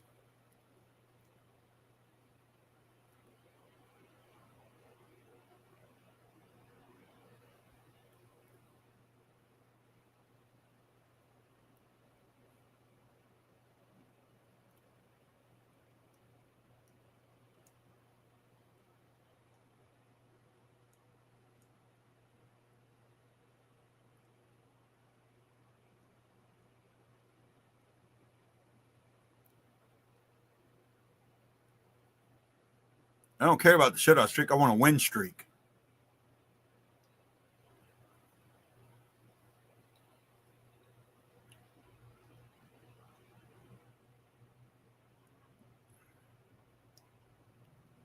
Look at this. They're all running into each other.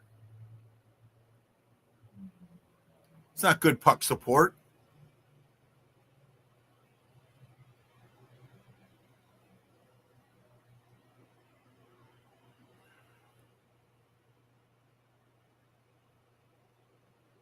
I don't think the coaches are telling them to play prevent. I think that it's a mental thing that you kind of lapse into.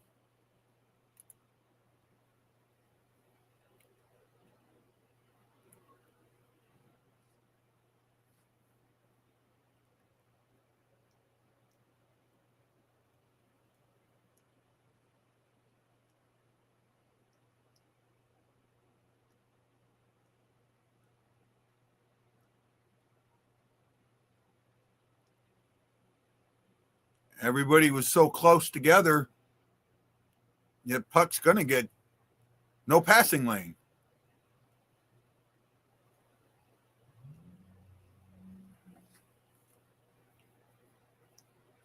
You know, I've said it so often, the difference between the top team in the league and the worst team in the league is minuscule.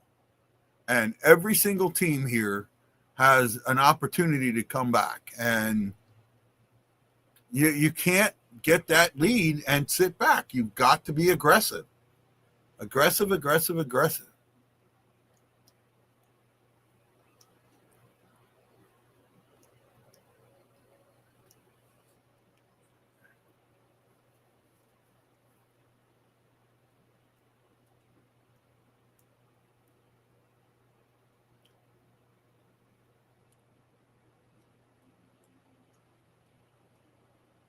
Oh, that might have been offsides.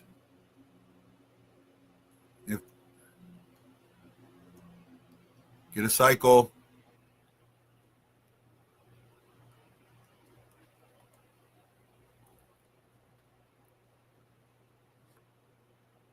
Yeah.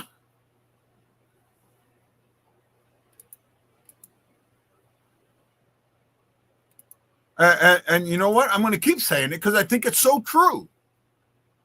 Right? This team's horrible and that we should beat that team because they're bad. You're looking at it through an electron microscope. Not in all actuality, right? The difference is minuscule, yet you're looking at it and making it be a mild difference, and it's not.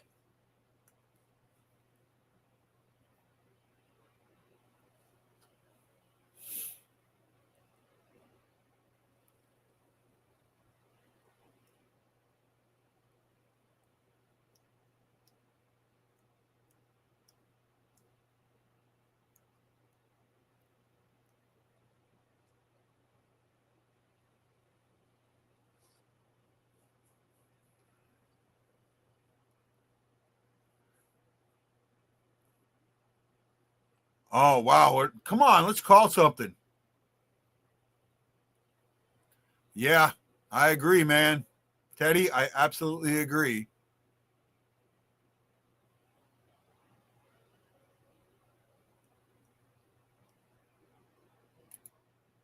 I don't know if Fowler should have shot that.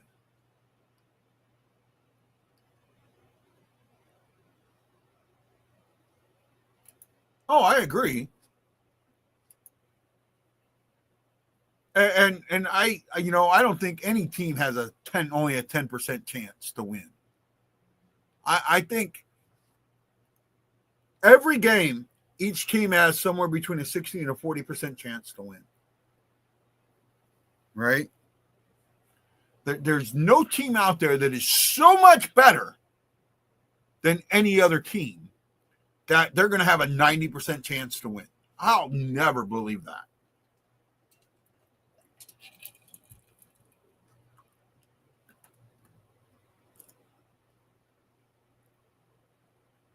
Okay. Gotcha. Thanks, Ryan.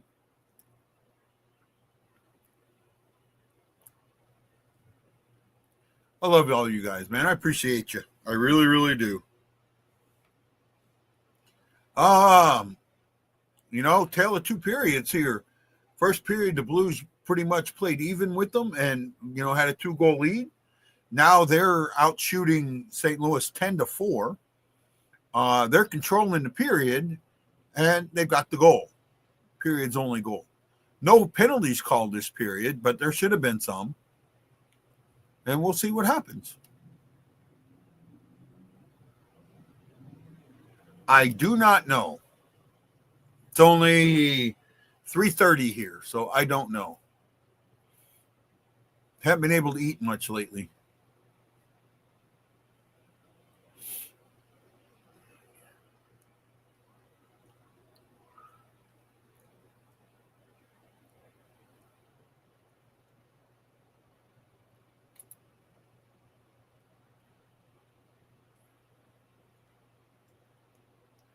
Kyrou has 3, 4, 5 shot attempts.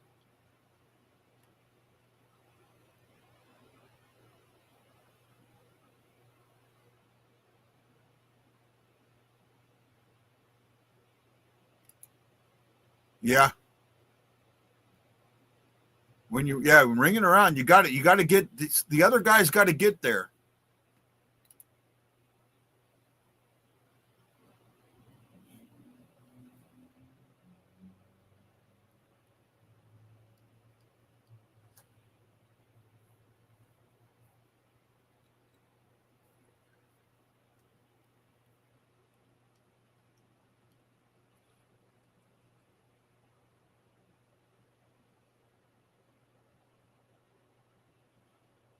Uh-oh. 6:30.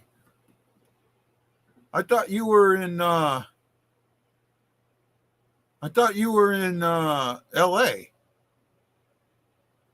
Should be 5:30 in LA. Yeah. See, that's what I thought. I didn't think that was right. You're only 2 hours ahead of me right now. That hour, the difference between the 4 hour and the 5 hour is so huge. It's not even funny, man. It's not even funny.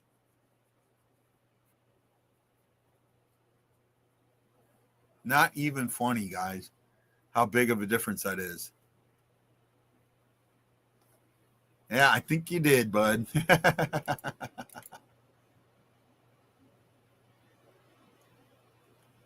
This is their second power play. First penalty kill, you were really, really good.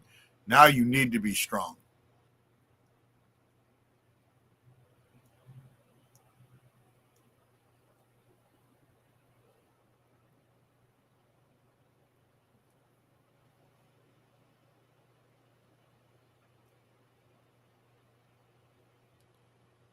Yeah, we don't change the time here in Hawaii either.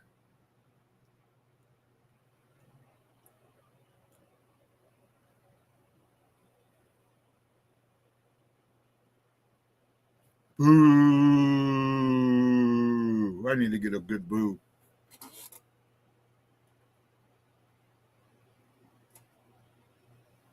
Toughest lead in hockey.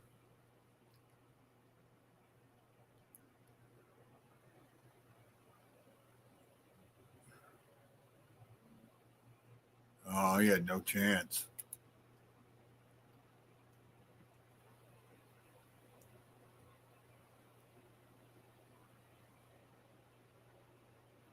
Oh, Teddy, you're in Colorado. Okay.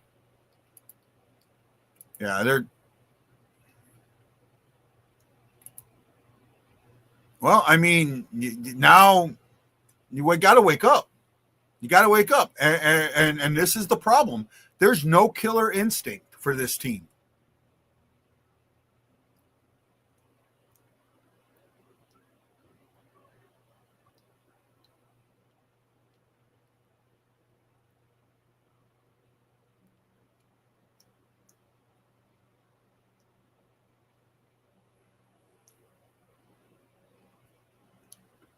Kraken have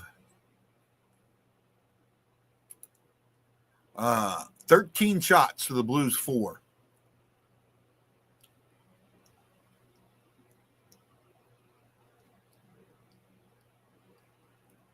Oh, nice pass there, Kyrou.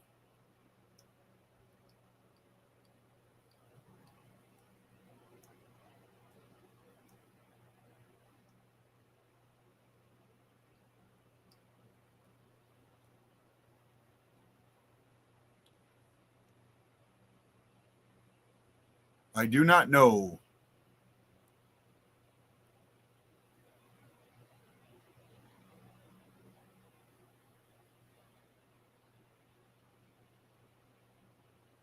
Look how aggressive Seattle is right now, right? This is what happens when you don't stay aggressive. The other team gets aggressive and you can't respond. You have to respond. You have to stay aggressive.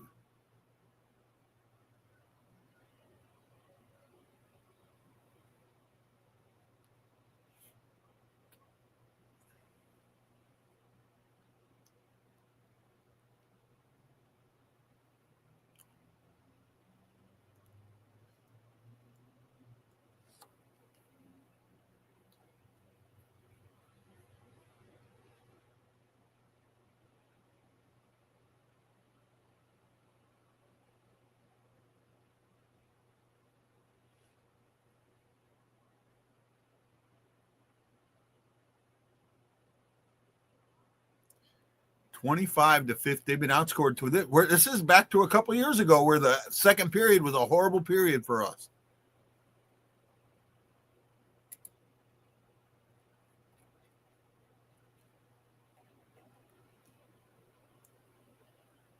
Yeah, we were -8. Now we're -10 in the second.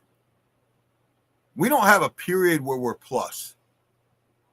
We got a little better in the first. We were -6. We're now -3 or 4. In the third, we're -2. The Kraken in the second are +5. Make that now actually +4. Make that +6. In the third, they're even.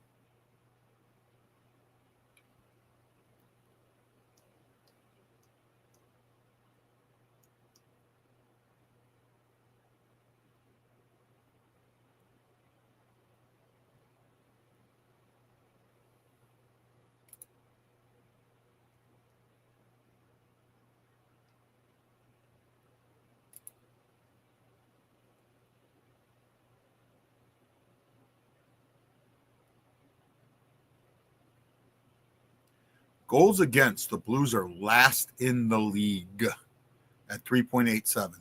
Last in the league. And they haven't even given up the most empty nets. Right? Minnesota has. Right?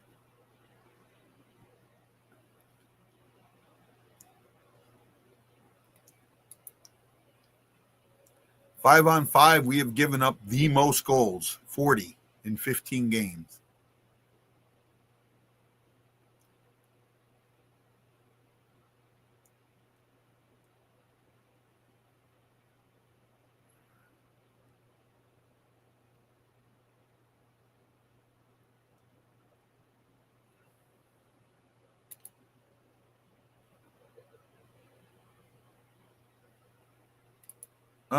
PK and power play. Nah, I looked at it earlier. I'll tell you.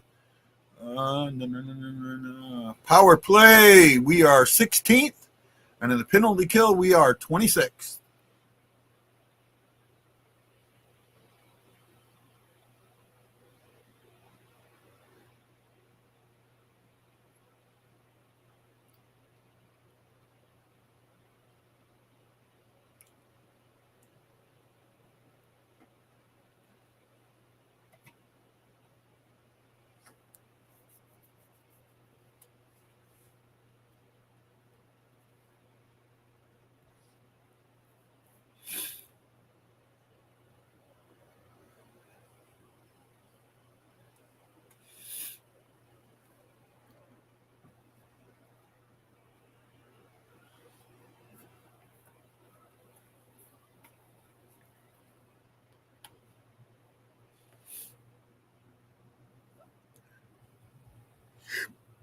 Excuse me.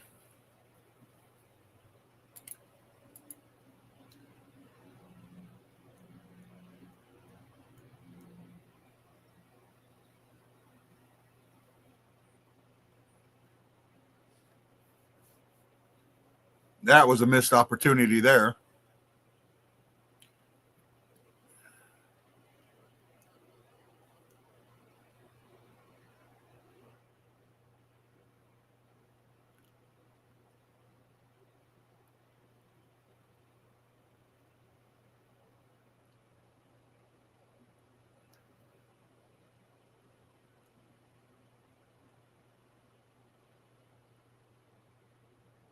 Oh, Grubauer just got it.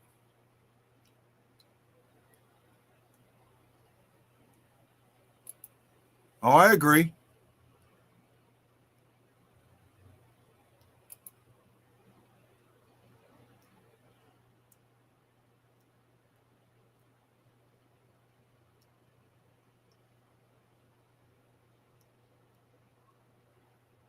Not a good period for the Blues. As this, again, no killer instinct. None, I say.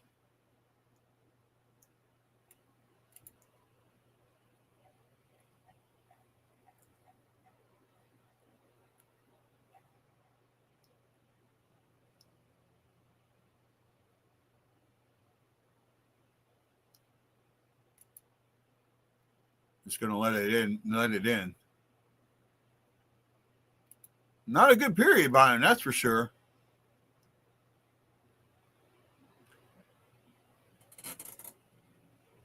You got to have a killer instinct, and this team doesn't have it. I don't know how to bring it to them.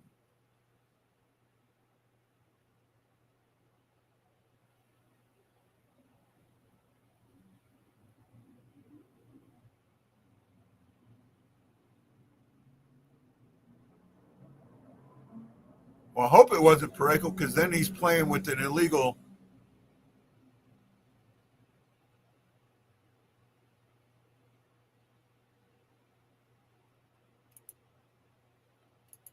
Yep. Not a good period for the Blues, plain and simple. We can look at this. Shots for that period were incredibly lopsided. 15-5. You were tripled up. Goals were 2-0. And you now have a 2-2 game. One penalty that period. Dvorsky for tripping, and the Vince Dunn made them pay. With a shot that led to a rebound that led to a Tolvin goal that tied it up. Brutal second period. Outside 15-5. No killer instinct here. Hopefully they can turn it back on. I just said that.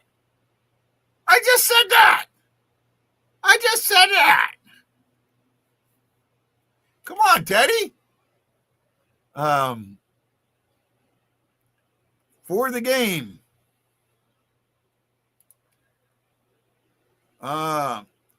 Seattle, 24 shots.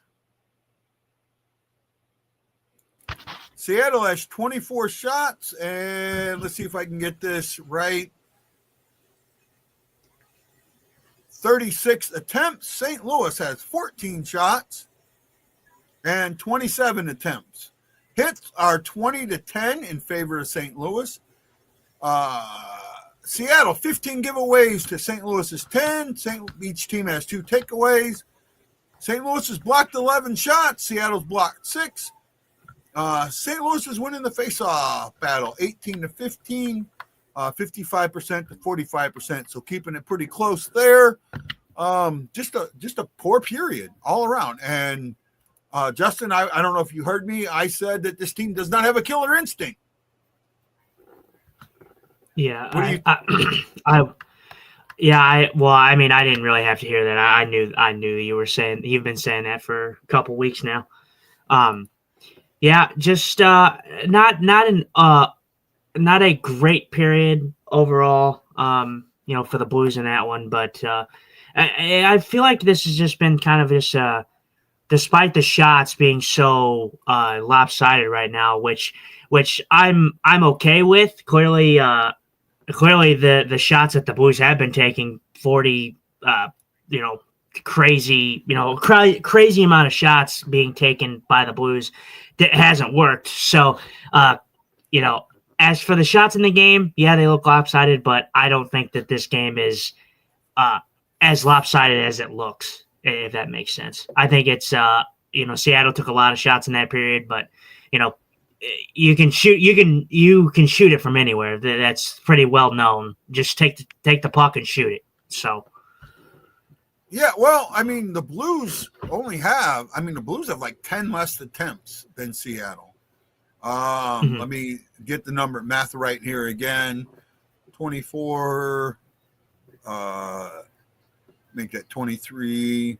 That's 20. So 46 attempts, right? And I added one there to even it up. So 46 attempts. And then for St. Louis, they actually have more shots that have hit the net than have missed the net. They have 14 shots that have hit the net, right? They have 13 that have missed the net, 7 that have been blocked, and 6 that have missed the net. So, I mean, in that respect, yeah, the shots that they're putting on the net. So they're not shooting it, just throwing the puck at the net. However, throwing the puck at the net leads to good things. Vince Dunn just showed that. Mm-hmm. Right? Well, yeah. I mean, they're on the power play. I'm not gonna to put too much stock into this. I'm not gonna put, like I said, I'm not putting too much stock into Seattle. Seattle is a team that no one expected to be anywhere near competitive. They're competitive right now, but you look at the film. Okay, the Seattle Kraken are not known for just shooting the puck like a lot. They're not a team that's a dominant threat. They're a team that has looked at the footage and look at the teams that have played the Blues recently. They have took the approach, and that is of shooting the puck on net because they know that the goaltending hasn't been great, but the goaltending has gotten way better. So we're seeing a lot more shots against, but it's not really mattering because the goaltending is looking pretty good so far here recently. So these teams have footage. They go back and look at the footage for the Blues, and the team has made the shot count really low against some teams this season, but a lot of teams have, in recent memory here, have taken it to where they are shooting the puck on net more and more a game. And they're just shooting from anywhere, which is what Seattle is doing in this game. That's what Buffalo did in the last game. They shoot from anywhere. Because that's what I guarantee that's the footage and what the coaches want for those teams is to shoot the puck. Yeah, well, I mean, okay, but why aren't the Blues shooting the puck? Dude, I have no idea. How many shots did the Seattle Kraken have in the first period? The Blues outshot them in the first period. No, so it was 9 apiece. It was 9 okay, apiece. Whatever. It was tied. Tied. Okay. Tied. And at that point, even then, and I don't have it in front of me, the Blues had, or the Kraken had more attempts than the Blues did. Right? The fact that the Blues only have 10 less attempts is telling you they're not controlling the puck, they're not cycling the puck, and they're not getting the puck on net. They're not taking shots. Right? And when you had a 2-0 lead, you need to come out and be aggressive, and they weren't. I saw it right away. I said that it looks like they're already in a prevent defense within the first 3 minutes of the first period or the second period. Right? I mean, you got to agree with me on that. It looked like they were in a prevent defense. Yeah, I mean, it wasn't a good period, but like I said, I'm not going to sit here and spin it any other way. The Seattle Kraken got shots on that. Whoop-de-freaking-do. I mean, a lot of them were from the outside. A lot of them were not high danger chances. So, I mean, it is whatever. Whoop-de-freaking-do. The Blues have outshot every opponent for the whole season besides 2 games. So, whoop-de-freaking-do. Any team can throw the puck on net from the outside. Any team. But, yeah, I mean, it was not a good period. Not a good period. The first period, even. Like I said, the shots, whatever. I don't put too much stock into the shots anyways because the Blues have put 25-plus on the net each game besides the last couple, and they lost. So. Okay. They're not aggressive. That's plain and simple. They're not aggressive. Right? You cannot sit there. You cannot disagree with me. They're not aggressive, and when you're not aggressive, you're not going to score. I mean, yeah, I agree, I guess, but I still, like I said, I mean, it doesn't matter. It just comes down to the whole fan base. They're bitching and complaining that the Blues took 40 shots and they still suck. And then when they don't take any shots, they still suck. I mean, you can't make anybody happy. So, not a good period. That's clear as day. They blew a 2-0 lead. That's evident. It was not a good period. But I'm not going to sit here and say that it was anything spectacular from the Seattle Kraken. It's just simple hockey. That's what they've done in this game, and that's good. They've got back in this game for it.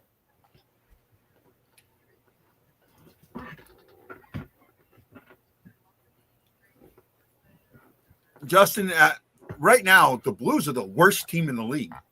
So to sit there and say that any other team is bad is wrong. Right? You don't give credit to other teams for outplaying the Blues. Seattle outplayed the Blues in that period by playing a simple game. The Blues sat back and tried to hold a 2-goal lead with nothing other than crappy passes. If you're not going to shoot the puck on net, you're not going to win a game. I don't care where you're shooting from. If you shoot from the outside, it leads to rebounds. Seattle's both their goals came from the outside. Both of them came from the outside. Right? Yeah. Right? I mean, the Blues are not a good hockey team right now. They shouldn't be. They should be a good hockey team, but they're playing like they can't. Yeah, Springfield's even worse. Springfield's not playing good at all.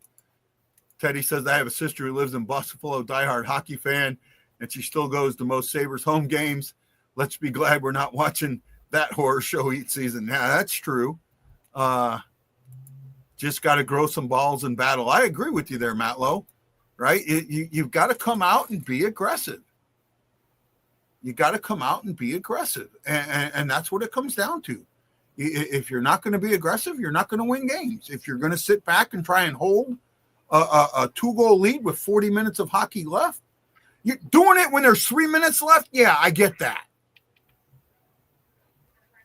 Well, right now, because they're not going to learn much going back down, right?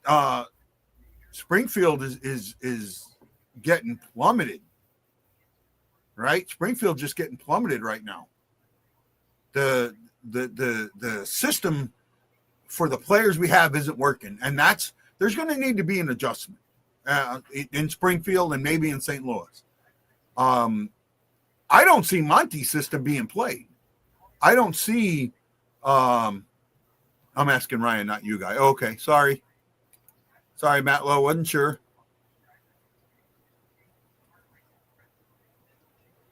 As one coach said, the players are unwilling, can't, or stupid. They have raw talent. It's a lack of proper motivation. I don't agree with that. Do you agree with that there, E? Or, I mean, Justin? E says they have the talent. It's a lack of proper motivation. I don't see that. No. I see it. I think that what happened last season is still sitting in their minds. They haven't gotten rid of it.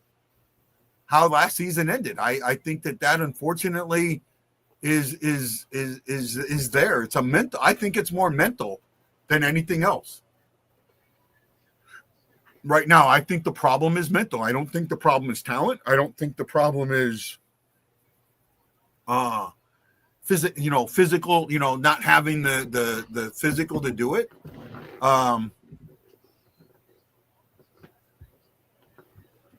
Just wish they came into a better situation. Most time guys get called up. It's not because the situation's so good they can get called up. Most times, right? Most time guys get called up. It's either because the situation's bad or there's an injury.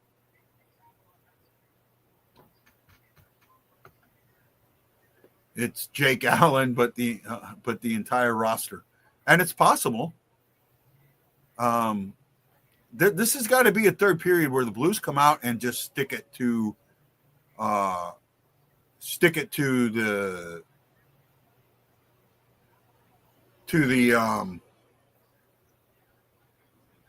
Seattle Kraken. Yeah, to the Kraken. I'm sorry, and got three different things going on in my head right now. What do you expect to see during the third period there? I mean, I expect to see a team wanting it more than the Seattle Kraken. A team that needs to start stringing together some wins. They need to get on a little win streak and show that they are still a competitive team. And I think that they can do it. It's clear as day that I think that they can do it. But we'll see. I mean, not much I can say. I mean, Matlow says, and Matlow says, putting Ellis on waivers instead of Texier or Joseph screwed our NHL team and our AHL affiliate. Problem is, you weren't going to keep three goaltenders. And putting Ellis on waivers was the right thing to do. I mean, I'm really surprised he got. I'm surprised he got claimed. I really am. But I mean, I think if you put Texier on waiver, well, Texier's still young. I don't think you're going to put him on waiver. Joseph, maybe, but I couldn't see putting Texier on waivers. Could you? I mean, no. I think they were gonna keep Texier, as a kind of just a fill-in role per se. I mean, he wasn't going to be a guy that starts in the everyday roster, but I mean, eventually it's going to get to the point where Texier is finding himself out, and he will eventually be gone.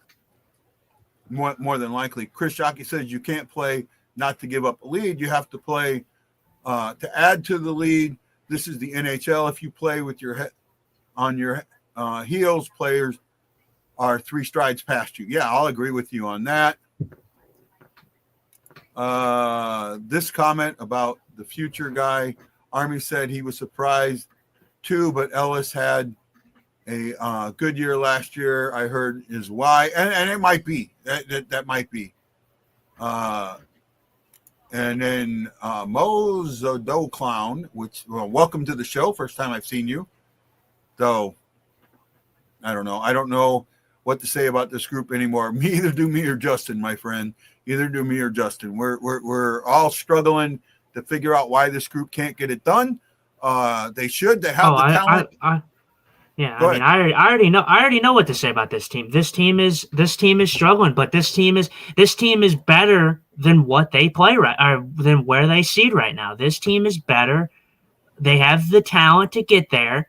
I just don't know what's going on mentally with this group that they are in the position that they are. I think that, not that it's everything, but I think Neighbors being out of this lineup hurts the Blues a lot. I think when you see Neighbors come back, I think it's going to bring a little bit of boost, considering the way that Neighbors plays. But I mean, as of now, like I said, I'm a little bit more positive and optimistic than most people. But that's just because I believe in this group. I saw this group make the playoffs last year. It's like everyone forgets that this team made the playoffs. You know, I get it. It was a tough loss, and these players are probably still reeling mentally. But I full-heartedly believe that they could get back into it. They are a way better group than a 31st team finish right now. Way better.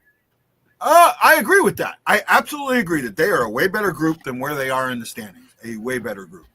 But right now they're giving up the most goals, and that's got to stop. And that's on both goaltending and the team. It's a dual thing. It's not on one or the other. It's on both of them. They've got to find that killer instinct, and I don't know what it's going to take to find that killer instinct. I just know that they can't wait to the Olympic break to try and come back. They've got to do it in November. They've got to by mid-December really have, be above 500, or I don't see you ever getting above 500 in my eyes.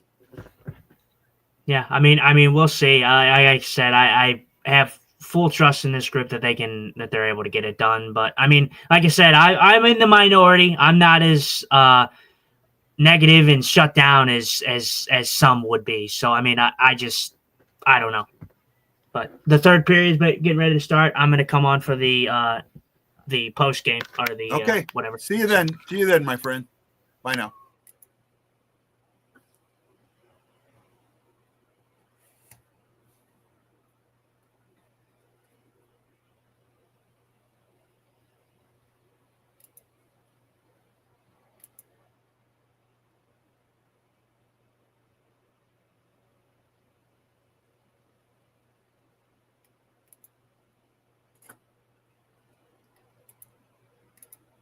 Well, here we go.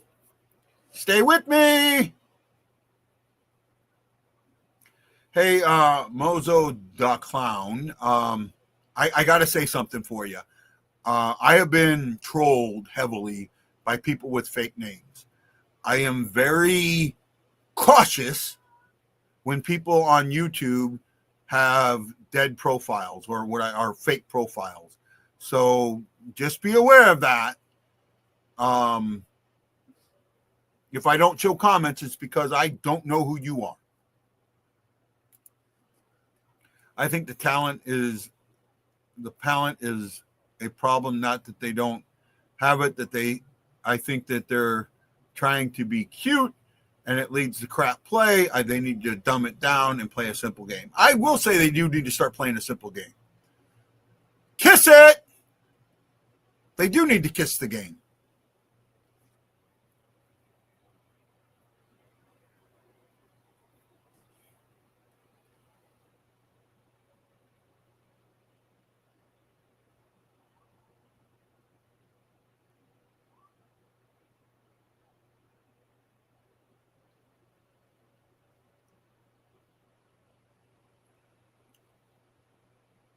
Kyrou missed that puck.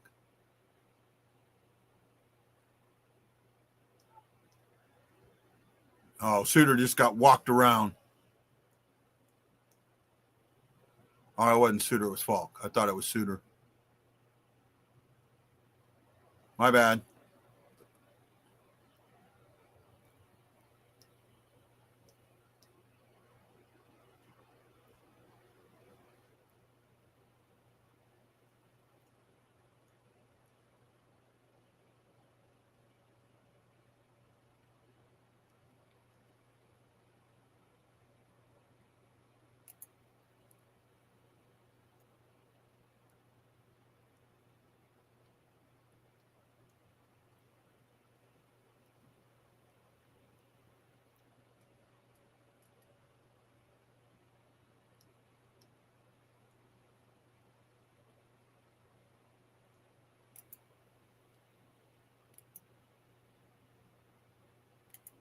Well, thank you. I appreciate that. I'm just saying you. I hope you continue watching. I hope you follow us.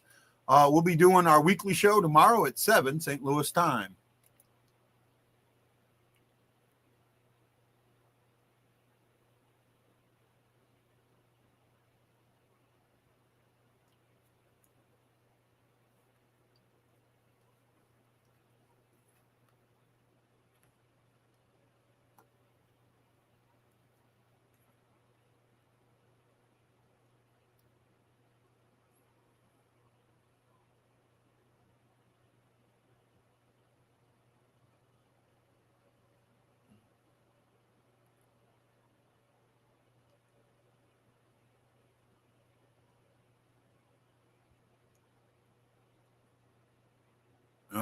trying that. Where there you go. Fancy, fancy, fancy.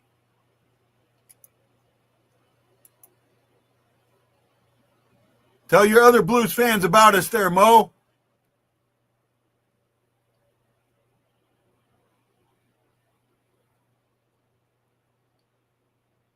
Bush, that was a weak clear fling. Now, see, now I think Bush, because so many people put that 1.6 seconds on him and that bad clear, that he's doing that, right? We need 300 of your friends to start following the show, man. Come on, Zoe.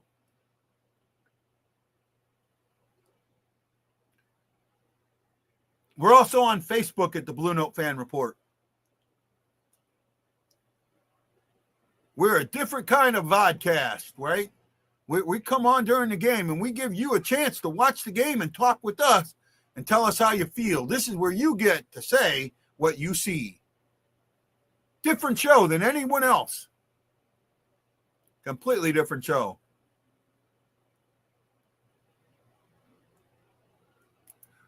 Again, Ryan, you're going off, that's like the opposite of my point about every team, the difference being minuscule, right? I don't look at any team and go, oh my God, that team's horrible and sucks, right? I don't do that. I don't sit there and say another team's mediocre. I have a hard time calling any team mediocre that's 500 or better when we're in last place.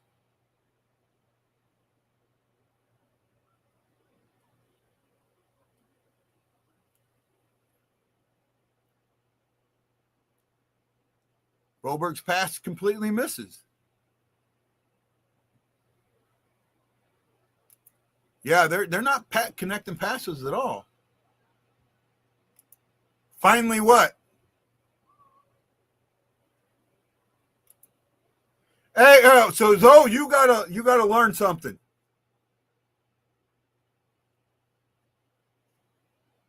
Okay, Zoe, you can't announce it until I say it. Because I'm on a delay, you cannot put it in the until after I say it. So you can't spoil it. Right? That's a good rule for my channel. You cannot spoil it. You got to wait until I say it.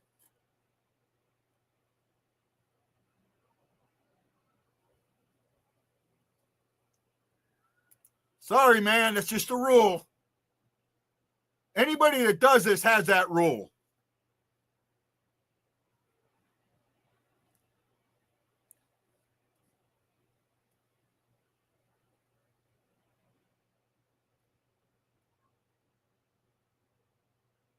Oh, nice by Kyrou.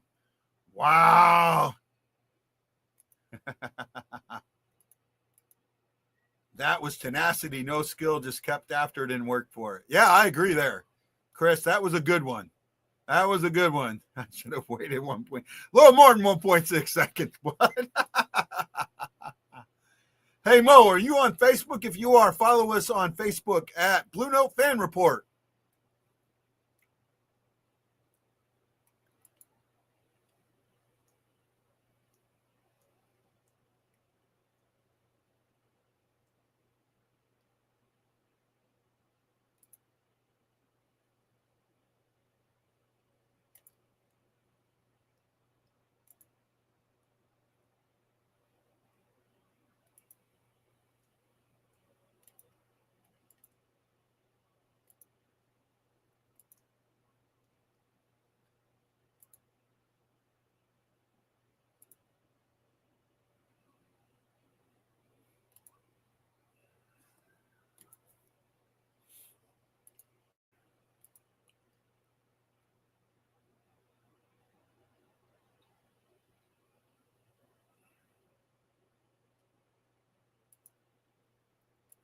There you go. Check out the Blue Note Fan Report on Facebook. You can also follow the show there. All right.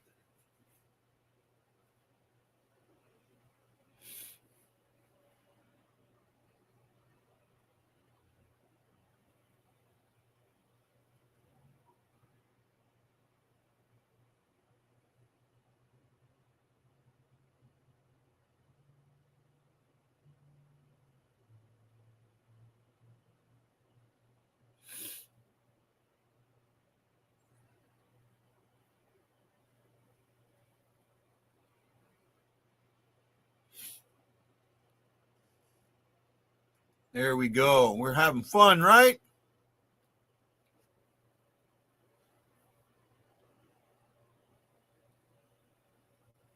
Kyrou from Boberg and Thomas. Thank you, Thomas. I needed that.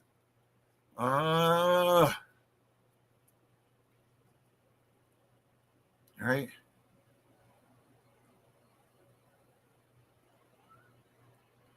Watch now the Blues play aggressive. Yeah, they need to. I agree that it's got to be they need to play aggressive continually.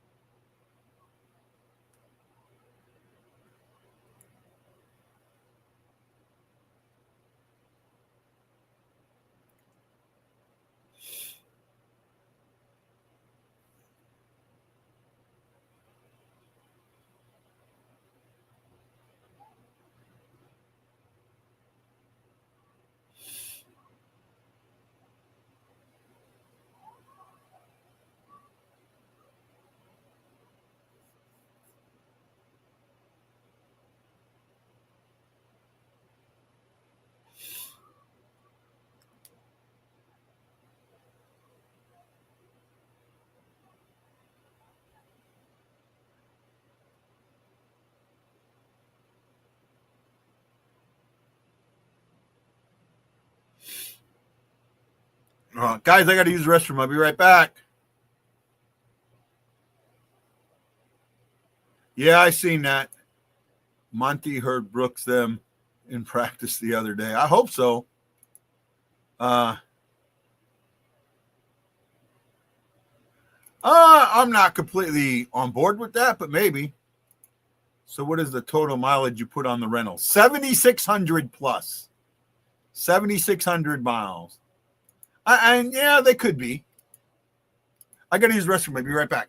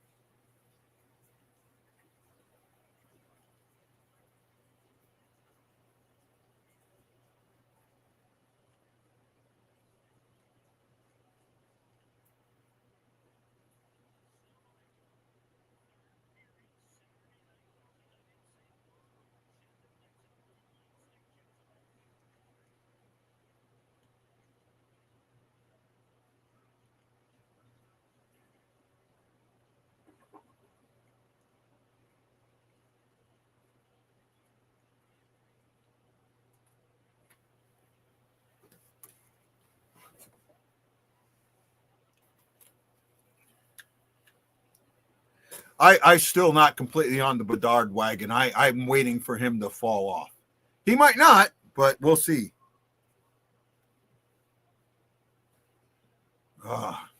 Head colds. I hate them. Need to go back to work, and I can't. Yeah, John, I ended up putting, let's see if I can find the exact total. I had it in an email.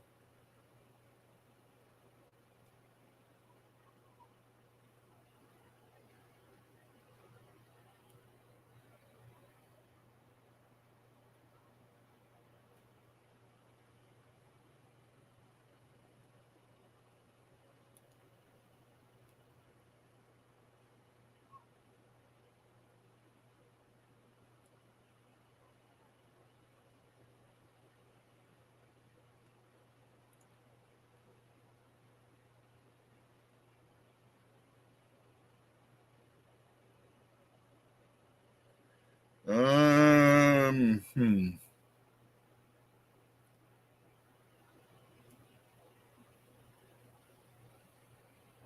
think this is, here we go. Yep.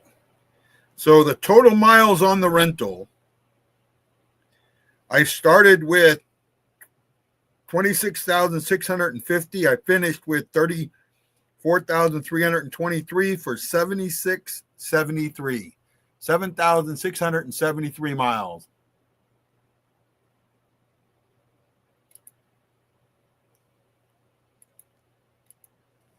How's that for 7 weeks or 47 days of driving? I mean, it was a wonderful trip, man. Wonderful, wonderful trip. Well, I couldn't.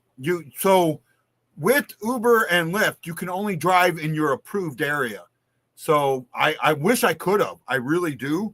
But I wasn't allowed to rent through either one of them, or would I've been able to do, go to different areas. That is something that I really think that they need to change. But that is what it is.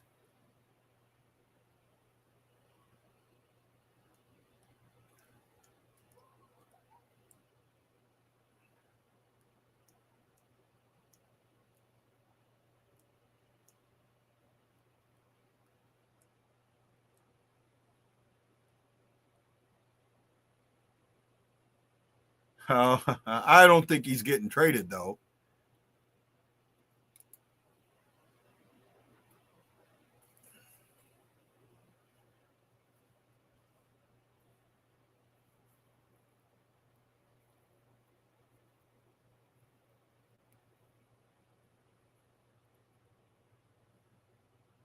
It's just the way the rules are. I don't know, Ryan. It's the way the rules. I wish they were different.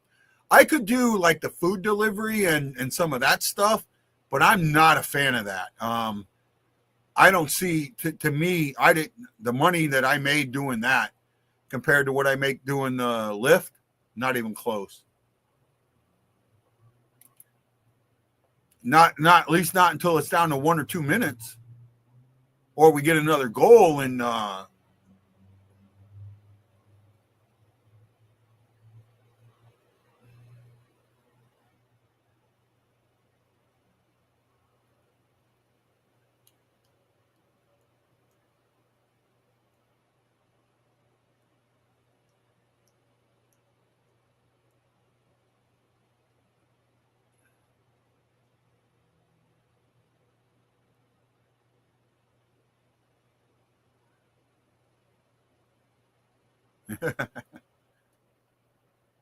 Gumby.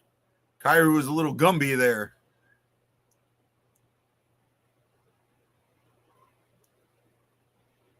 Blue's going on the power penalty kill. That's what I have, the penalty kill and the power play songs. I got to get them put on here. Yeah, he did when he got right back up.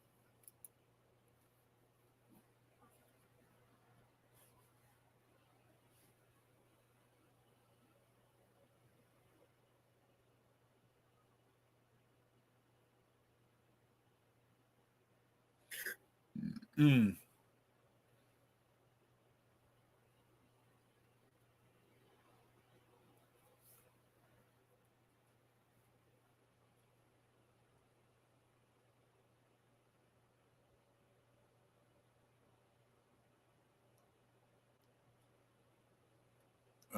I think they're still going to call the penalty. I think he didn't have control of his stick.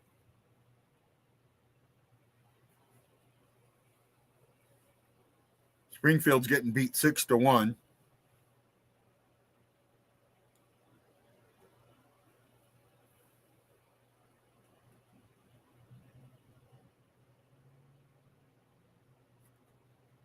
Yeah.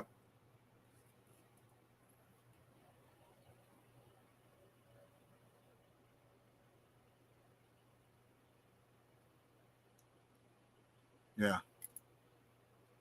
Yeah. Yeah, that I can see that. I mean, if he's got to get more, and you can on the follow through. I get it, but when he's whacking at a puck, you got to control your stick when you're whacking at a puck. I disagree. I think they should discuss. I really do, because they don't. It's not always the right call, John. It's smart to discuss it and to talk about it, and I would like to see refs do that more often. It's why I advocate for the fifth rep up in the press box. All right, I don't like that the refs in Toronto, the video replays in Toronto. I think the video replay should be in the arena.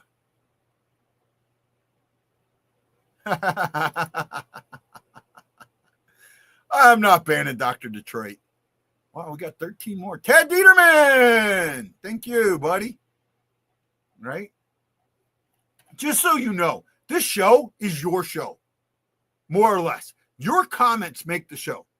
Good, bad, and different. How I respond to them, all of that. But it's your comments. If during the game, if you're talking, it makes me stay. When you're this quiet, it's hard for me. Right?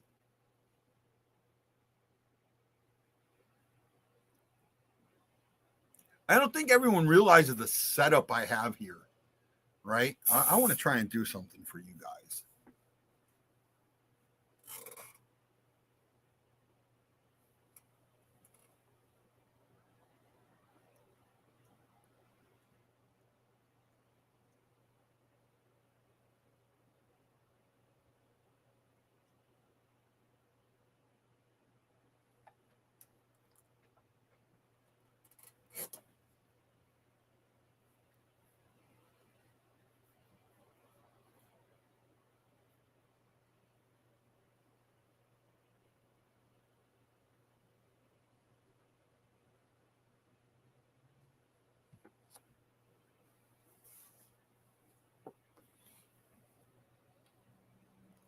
See if I can do this.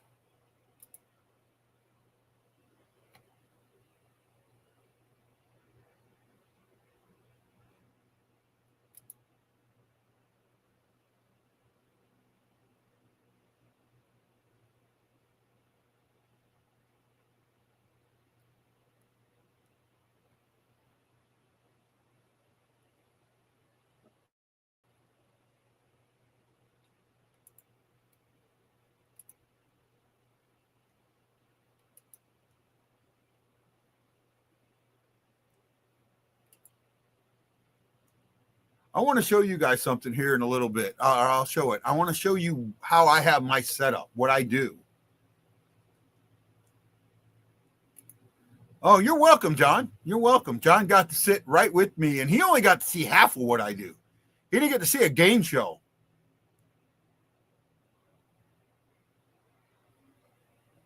Our show under guys made up rules. Well, it's guys gets to make the rules, right?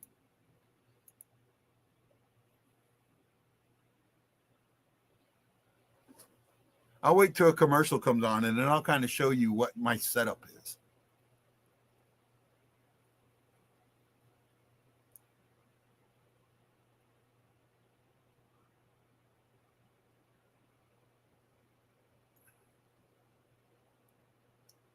Got it out. Cleared that. Can finish that one.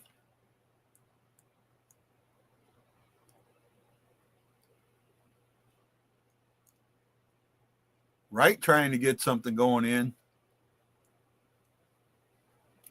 Yep. Kill's already over. No spoiler. I said it.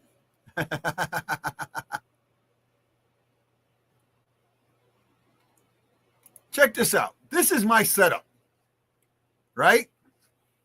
I don't know if you can see on the right-hand side is my soundboard. I have my mic set up. Goes into my soundboard. My soundboard runs into my computer. I have this computer set up here, right? This computer set up here. Let me kind of do this. So this computer set up here. Maybe you can see I don't know if you can see my cursor. I have the show on directly in front of me, and then I have the game to the right of me. I have lighting that's set up. I have my green screen set up behind me. My camera is right underneath that camera. You can kind of see from the mirror where my camera's set up. I mean, it takes a lot to put this show on for you guys. It really, really does. Right? And you know, I spent a lot of money on the show, and I've gotten, you know, I've never made a dime off it. Some people have sat there and said differently, but it's not true. I've never made a dime off this show.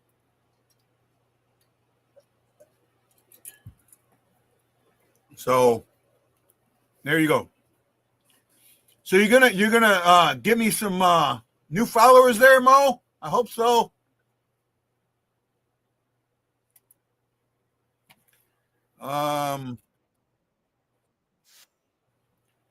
Let's see here. Pull this up. There went that one.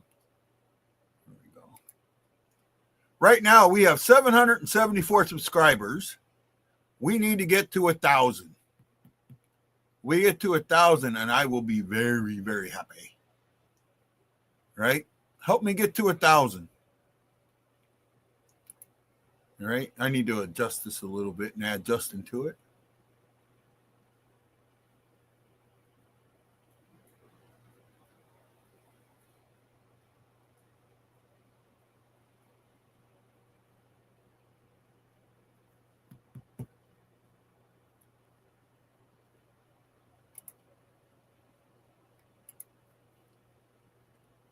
Right? I'd like it to be for profit, but I've never made a dime off it. I've never gotten enough viewers to make money. I do, that's why I do this. I give you a chance. It's a new way to watch the game, right? It's a new way to watch the game, and you can do it with like-minded people. I actually love getting fans from other teams on. We get it all the time. When we play Colorado, we get a guy from Colorado on. I've got Dr. Detroit from Detroit. He likes to come on when they're playing. I live in Hawaii. I'm doing this in Hawaii, right? I've been on NHL radio a couple of times. Hopefully get to come on again soon.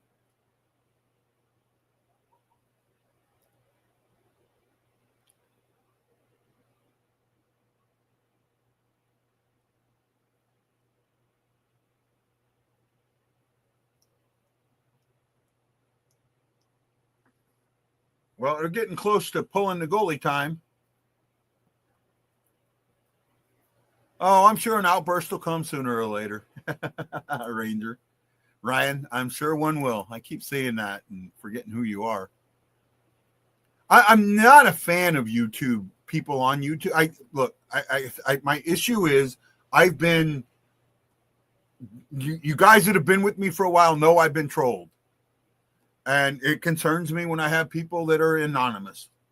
At least on Facebook, the anonymity is harder to get to. Right?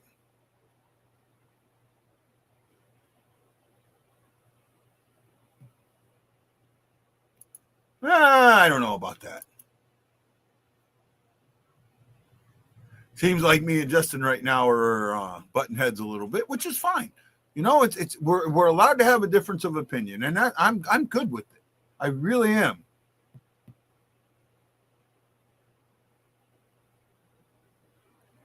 Getting a port? I'm not sure what you mean there, John. Oh,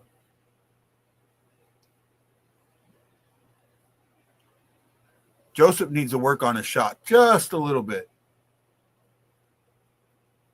Hey, Matthew, how are you? I guess you were the MoDOT. Welcome, my friend. Welcome. Peace. Yeah, okay. Well, I appreciate that, Ryan. I really do, man. This is my 8th season. We're 7 years old. This is my 8th season doing this.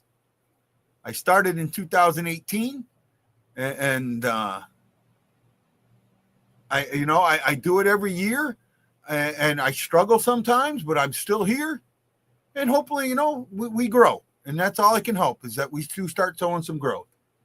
He's a real boy. Never mind.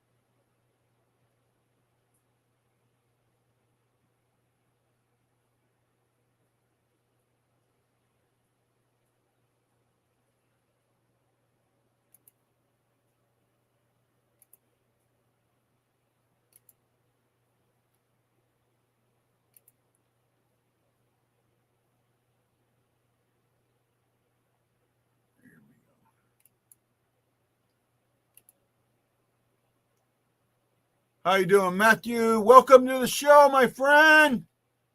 Welcome to the show. We appreciate you very, very much.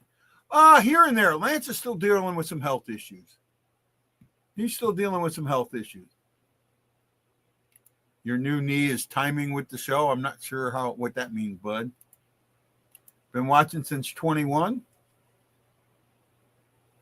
Mozo. Well, no problem, Mozo. I appreciate you, my friend. Thank you. Welcome, man. Hopefully you'll share this around and get some more people. Help us get to that 1,000 mark.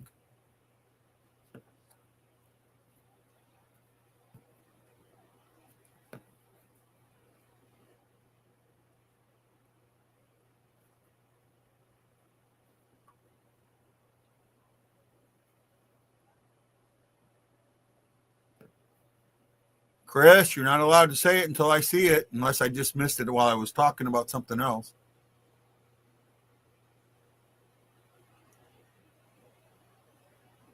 Oh, he just missed. Wow. Just missed. Oh, he just missed.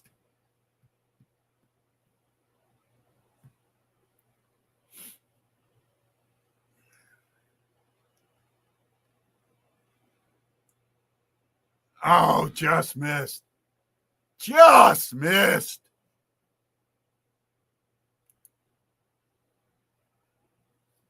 Wow.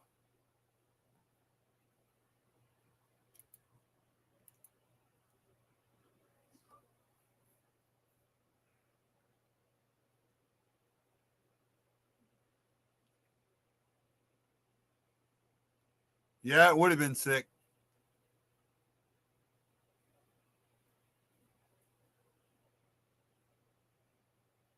Kyrou with so far the game winner.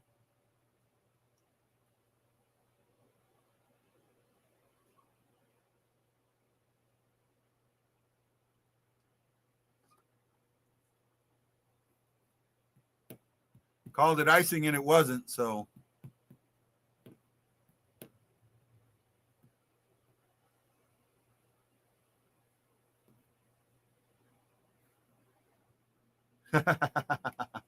I don't know if he's at fault. You could say Hopper's at fault for missing.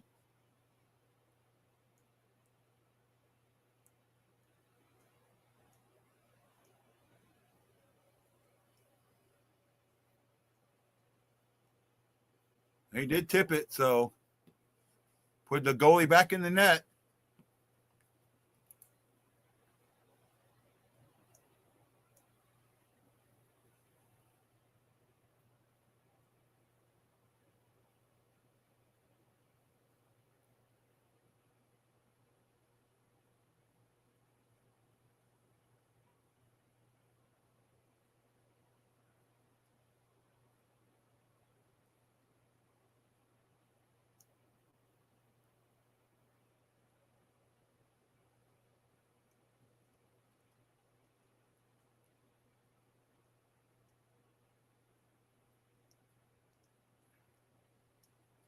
Fighting along the wall.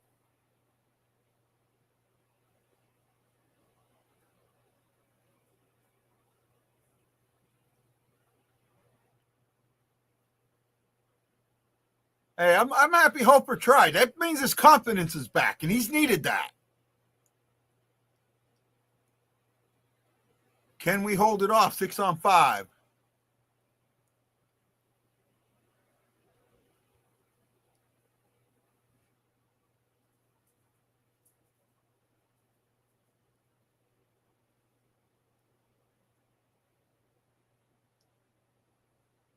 Iced it.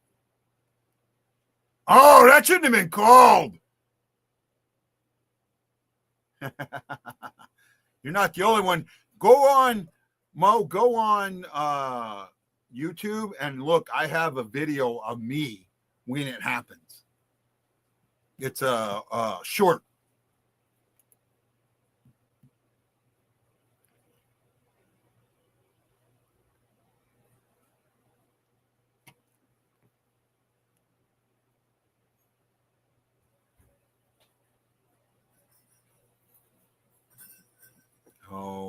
my goodness. Sometimes it sucks that you get ahead. You find out what's going to happen.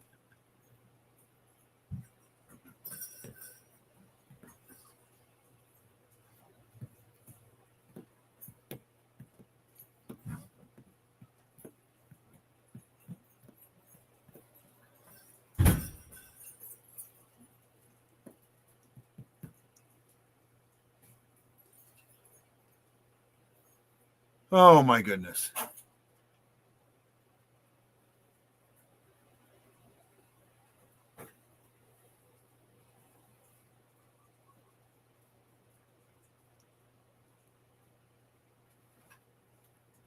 Unreal.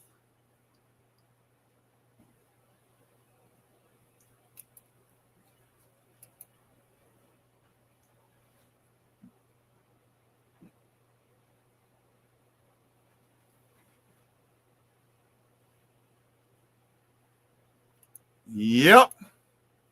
0.5 left. 0.5.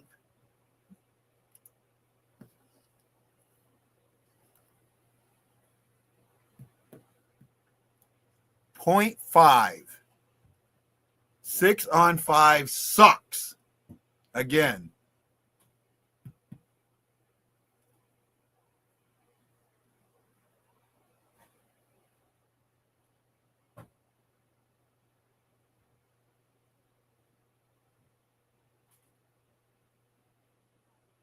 You can't challenge this.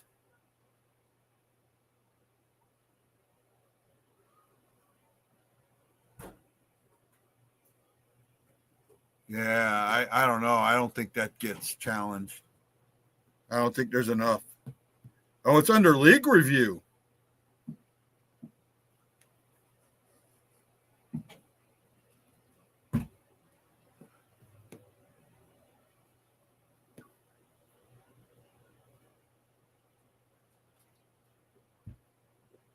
I thought under 2 minutes.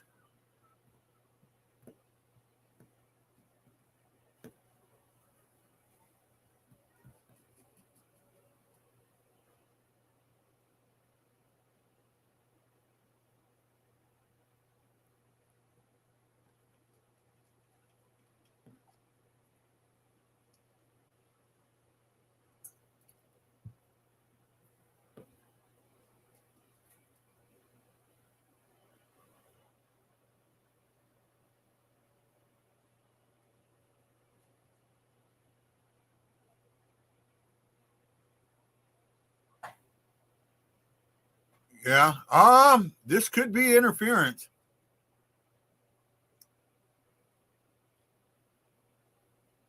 Yeah, it could be.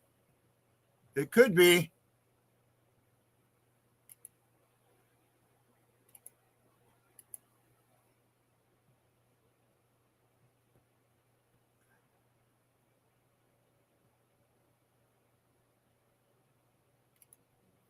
In other news.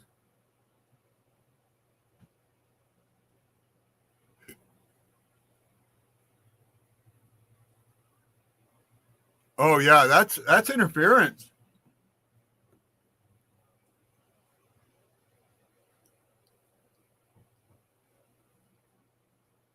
Yeah, that's goaltender interference. He prevents Hoffer from making the save.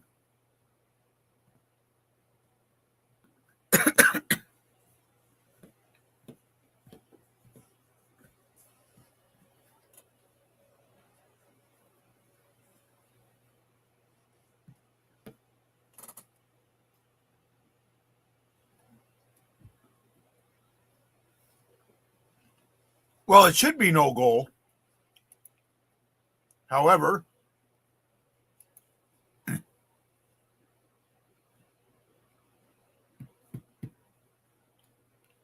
I want to be a Blues fan. I want to be a Blues fan in St. Louis.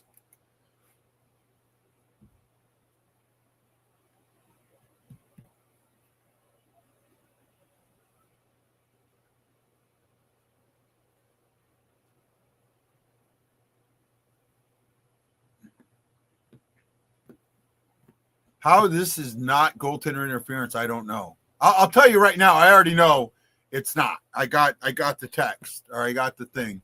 It's a good goal. We're in overtime. This is I don't get this. I don't get this at all. No, we don't. Unreal. How he hit the stick. He prevented him from making the save.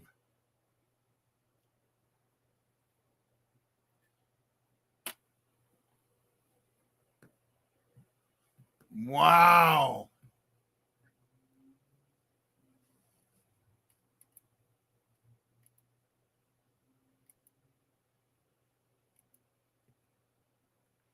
We should get, I mean, they'll put a thing on Twitter.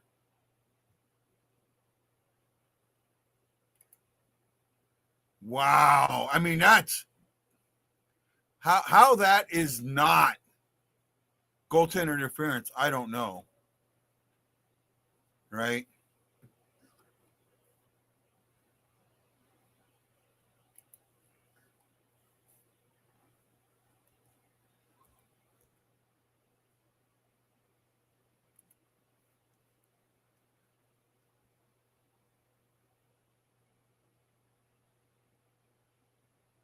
So waiting for Hockey Ops to explain it. That will come out probably in about 10 minutes or so. Hopefully we're still on. Yeah, it's absolutely what. The only thing I can think of is if the puck was deflected. Saying that he didn't have a chance to save it anyways. That's the only thing that I can think of. I mean, you're kind of right. I mean, you know, it shouldn't have got to this point. They had multiple chances to seal the deal, and they didn't. Multiple chances to clear the puck, and they didn't.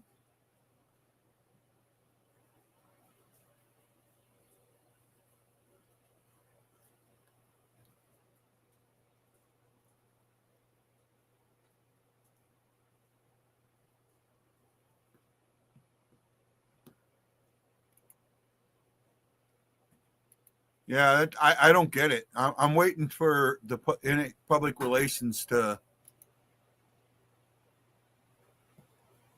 put it out.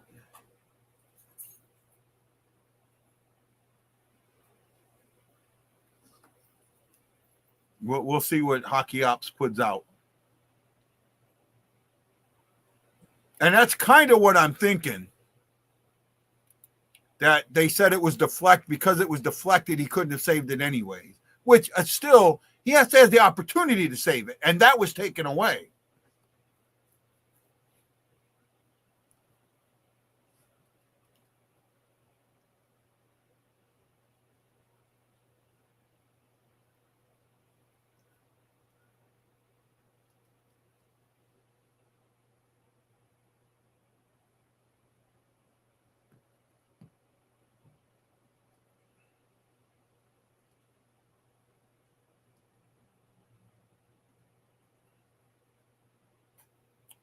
I'd love to see a red line rule. If you skate it back over the red line like that, right there, this should be a face-off in the neutral zone.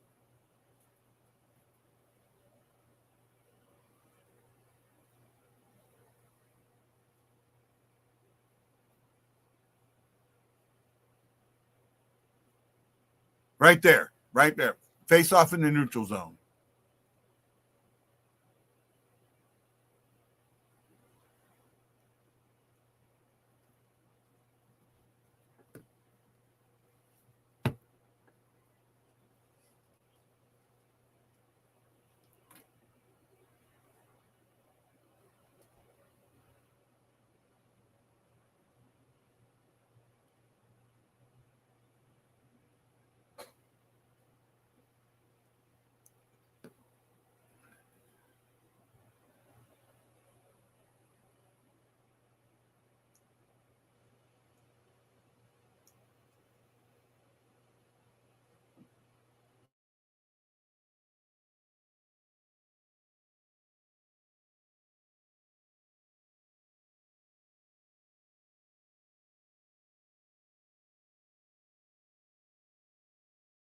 Looks like I'm having. There we go. Bad loss. I'll agree. Well, I don't know. I have a hard time saying completely bad loss. Because the interference. I'm still waiting for hockey ops. We'll probably get it during the post game. It's a tough loss. It's one you should have won. You had 2 leads. You blew both of them. Blew both of them. Yeah, I think the officials blew that one. I think the league blew it. That's what I think. You're talking about a Seattle team that is not very good. They're over-exceeding expectations. They're over-exceeding expectations. No one should sit here and act like the Seattle Kraken, the 76-point Seattle Kraken last season, are a good fucking team. They got handed a win tonight. That was goalie interference. Absolutely unacceptable. Well, I'm waiting to see what hockey ops has to say. I don't give a shit what hockey ops says. It was a garbage call. It was reviewed by the NHL and they fucking blew it. It was a terrible call. Could it even have gotten to that point though? The Blues had 3 or 4 different opportunities to seal the game and didn't. So we're just gonna turn this into it's the Blues' fault that the referees in the NHL suck at their job. Well, so you're going to sit there and put this all on that call and not on Hofer missing the net, Thomas missing the net, Suter missing the net, empty nets that caused icings. Yeah, because the icings were the reasons the Blues lost the game, right? Not the official or not the league who blew a clear goalie interference call with a second left in the game, right? What a joke. Oh, I see your point. No, I do see your point, but there's other things to it. You can't just put it on one thing.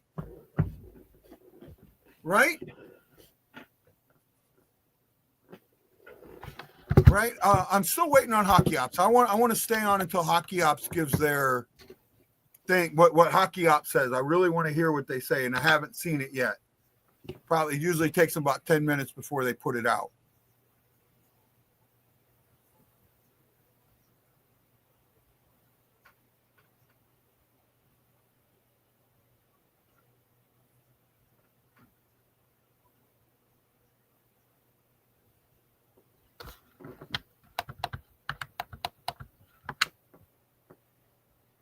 So they're saying that it didn't change his body, that he did stop the stick, but it didn't change his body. So that's why they made it a good goal. Scary says refs didn't help, but the Blues played bad the last 2 periods. I thought they played better in the third, right? They went over the shoulder. That's why they gave it to him. And I can see that a little bit. I thought maybe it was deflected, right? NHL doesn't understand goaltender. No, they don't. They do not understand goaltender interference, right? Not at all. Oh, we got another Matthew Hall. Thank you for going. We got a new subscriber there, Mozo the Clown, who's Matthew Hall. Thank you for doing that. Shin's skating lazy. It really pisses me off when they scored in OT. Well, he'd also been on the ice for almost a whole 2 minutes. He'd been on the ice a long time too. There's Ranger, or Ryan. I keep saying Ranger, and I know it's Ryan. So that had something to do with it, right? Look, I'm as upset as you are, but at the same time, I'm not going to sit there and say it's all on one or all on nothing. Goaltender interference. Should it have been goaltender interference? I say yes. The league says no, and they say no because his body position didn't change. Well, they change the rules all the time. I get it. And that's what's up. Simply come down to it. They were 6-on-5 for almost 2 minutes. That's 2 minutes to put the game away. And you don't. Hofer took the shot. Great. I have no issue with Hofer taking the shot. But they had 2 or 3 other opportunities that didn't go in the back of the net. Don't you have to put some of the onus on the Blues for that? For getting themselves in a situation they shouldn't have been in?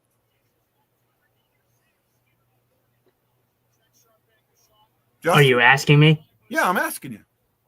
No, this was a game that was won. This was a game that was won. They fucking blew a call in the last second of the game. The Blues did not play a bad 6-on-5 for 2 minutes. You just said it, 6-on-5 for 2 minutes, and they didn't give up a goal until the last second. And the last goal should have never even counted. So it should have been a Blues win. I'm not having anyone sway my opinion. The officials blew this game. The Blues were up in this game 3-2, a second left, and you make that shitty call. Unacceptable. This league continues to show no accountability for anything that they do. I cannot be a Blackhawks fan, and I can still say that they got screwed by goalie interference. So I'm not. That is true. I'm not having this. Oh, the Blues didn't do this. They didn't put the game away. No, the officials in the league fucked the Blues again. Okay, with a terrible hold on. No. call. Hold on. You got to listen to me for a second. If Hofer goes in the net, does it matter? If Thomas's goes in the net, if Suter's goes in the net, if any of those clearings go in the net, or they get it cleared, so they've got to reset and it doesn't stay in the zone as long. Does that matter?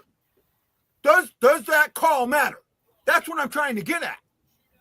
There were opportunities to put it away. The game would have been, if they put it in the open net, it's over. But it still doesn't change the fact that the officials in the league needs to be held accountable for the shittiness of their fucking officiating. It doesn't matter whether or not the Blues score or not. The Blues didn't score 6-on-5, but still they defended well, and then they get screwed with a terrible call that would have won them the game. Well, Butch had one or two bad clearings where he couldn't get the puck out. Okay, right? Yeah, you're right. The Blues are awful. I got it. No, Justin, chill. Hold on, man. It's okay to have difference of opinions. We're both allowed to have that. We're both allowed to talk about what we see and tell each other what we want. You need to stop taking stuff personal. I am not making this personal. It is what I see. It's what I call. I am not making this personal. You need to understand that, bud.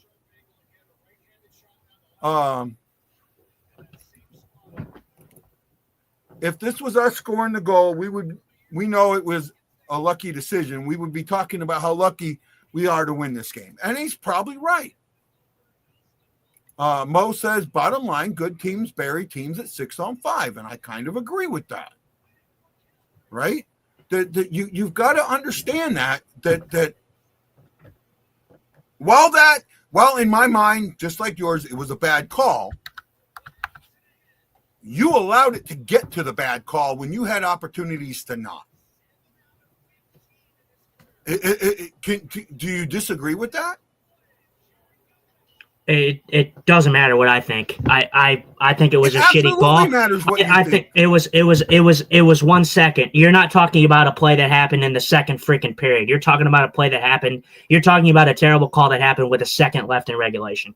Doesn't matter what I think. What I think is I think the league is a joke, and I think that they screwed this call up, and that ruined the game. And then you have a Seattle team who they need to make the rule in 3-on-3 overtime, because 3-on-3 overtime is not enjoyable. I don't know how anyone enjoys 3-on-3 overtime. It is complete garbage. What did the Seattle Kraken do? We talk about it. They need to make a rule about the going backwards and resetting past the red line bullcrap, because it's ridiculous. It's old, it's stale, it's not fun, it's not creative, doesn't make you a good hockey team. You're trash. So you got a win in a 3-on-3 overtime that sucks from a blown call in the last second of the game. So that's the way I view it. Yeah, you gave up a 2-0 lead. The Blues had plenty of time to get back in the game. Then they did. Jordan Kyrou scores. The Blues are up 3-2. The period went okay. It was way better than the second period. And then what did they do? Yeah, they were 6-on-5. The Blues didn't put the game away. Whatever. It doesn't matter. The Blues would have won the game 3-2 rather than 4-2. Whatever. If they score, then yeah, that play at the end doesn't happen. But it doesn't matter. You can't play for what ifs. You have to play for the moment. In the moment, the officials and the league screwed up. It doesn't matter about Hofer's positioning. Jordan Eberle goes into the crease by himself. By himself. He is not pushed in. He is not pushed into Bennington. He goes into the blue paint on his own, and I know he doesn't mean to hit the stick of Hofer, but he does. So it is a goalie interference, and it should have been that call. It should have been called that way, and it wasn't. So yes, the officials in the league screwed the Blues tonight because it would have been a win regardless of if they scored or not. Okay, you know what, Justin? You're gonna. First of all, I just want to say this: do not take things personal. You take things very, very personal, and it's something I learned a long, long time ago, and I struggle with it still myself on this show. When people make comments and things like that, I still struggle with taking them personal. You're new to the show. You're new to doing this. You have to understand that nothing is personal. It is aimed at the team. Do you understand that? Right? I told you I'm not changing my view. I mean, whatever. I mean, fine. The Blues didn't put it away, so that's the reason. I'm saying that the league blew this game, and that's clear as day. Okay. The second left can't have it. How about this, Justin? Both of them are true. Both of them are true. It's one of them days. Hey, it's a 4-game. Right? Both of them are true.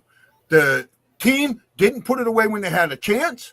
And the league should have made this goaltender interference while they said they didn't. This is one of the reasons I've advocated for a fifth official, that the replay official being in the building, not outside of the building in Toronto.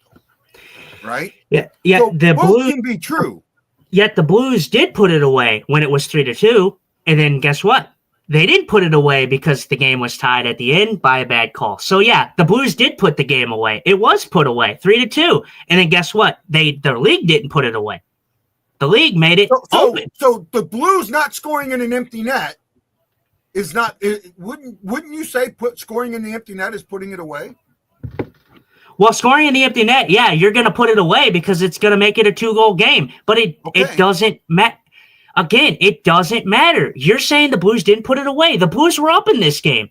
So we can't say that the Blues didn't put it away. The Blues did. And then just because they didn't score in the empty net doesn't mean the game wasn't put away. The Blues were winning. Well, you're putting the game away when you win. So when you win 3-1 or 3-2 or 4-3, you're putting the game away. When the game is over, it's over. You put the game away. Yeah, you can score in the empty net all you want, but the fact is they didn't, and that's fine. But that doesn't change the fact that the league blew the call at the end. I mean, you gave a team that was down 3-2 for most of the third period. No. I'm going to prove my point to you right here, right now. Who do you blame for the Game 7 loss then? Who do you blame for the Game 7 loss? Yeah. The Game 7 loss Buchnevich should have cleared that puck. Oh, whoa. He did clear the puck. And he cleared the puck. Hold on. Hold on. Let me finish. He should have cleared the puck to where first of all, he should have turned around and he should have skated a bit and then cleared the puck in the zone. I didn't mean clear it as an icing because he did clear it and he made it an icing. That was the mistake in Game 7. Okay, if he puts that puck in the net, right? League had nothing to do with that. The league had nothing to do with that. They were winning, and they didn't put it away by putting that puck in the net. First of all, it's not about that. It's about Buchnevich turning around he turns around and then throws the puck for an icing. He skates the puck. He doesn't even have to score. Buchnevich is in our zone when this happens. All he had to do was turn around and skate to the red line and then throw the puck in, and it would have null and void the icing, and the Winnipeg Jets would have had to go 200 feet with 6 seconds left in the game. It would have been over. So yeah, you can say that they could have scored, but you can't play for the open net all the time. There's certain times when you can shoot the puck for that empty net. Buchnevich should have turned around and skated to the red line and skated until he ran out of room and then threw the puck in. That would have killed the clock. He doesn't have to go to the red line and shoot for the empty net. He could have just skated and made room for himself. And then when he gets closed off, he just throws the puck in the Winnipeg zone, and the game's over. Well, if he puts that puck in the net, game's over too. Right? That's the problem. He went for the empty net, and he missed from his from his own zone. If he skates the puck to the red line and then tries to shoot for the empty net, it's a 50-50. Whether he loses it or whether it goes in or not, the game's over. So but here's the thing. You're blaming that Game 7 loss on the team not doing something. In this game, that same team didn't do the same thing, yet now you're blaming the refs for the loss. Yeah. Okay. No. It's whatever. It's whatever. Because the Winnipeg Jets scored a goal that was goalie interference. That was called no goal interference, right? That is completely different scenarios. Completely different. They're not. It's not completely different scenarios. Right? Okay. I'm wrong. No, I'm not saying. Justin, stop. You got to stop taking stuff personal. This is my opinion. It is your opinion. You think that it was all on the bad call. I think that it was on both the call and the team. Do I think that the call was wrong? Yes, I do think the call was wrong. Hockey Ops still has not put it up. They have talked about it on TV. According to Hockey Ops, his positioning did not change, meaning that him touching the stick did not prevent him from making the save. That is what Hockey Ops has said. Right? So, did the league blow the call? Yes, I think they did. However, did the team not take the opportunities that were given to them to win the game? And I say yes. You just sit there and say that, that they did everything they could to win this game and the league took it away. I can't agree with that. I can agree that the league took it away, but I can't agree that the team did everything they could to prevent that. I guess on tomorrow's show, we got a lot to talk about, huh? I guess so. Right? Any last minute words from everybody? Stephen Glass says, in the end, it was a bad call, but the team should not have allowed the Kraken to dominate OT. I'll kind of agree with that. Chris Shockey says the team did what they needed to. People who've never tried an empty net from red or further think it's easy. Okay, fair enough. I agree with that. I understand that. NHL and players not scoring the empty net are at fault. My last words are F the league. I don't want to put that comment up. I understand everybody's frustration. I really do. But I still have frustration with the team. There was opportunities in this game to put it away. To absolutely blame it only on that one play, I think is wrong. I think it's a combination of the team not taking the opportunities that they had when they had them, and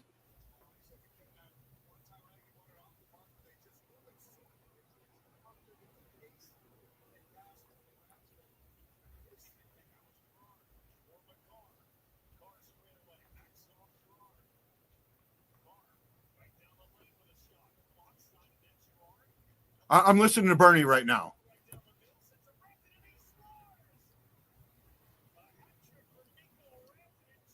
So Bernie agrees with you that this still should have been. So NHL situation room did not impair Joel Hofer's ability to play this position in the crease. So that's what the league is saying.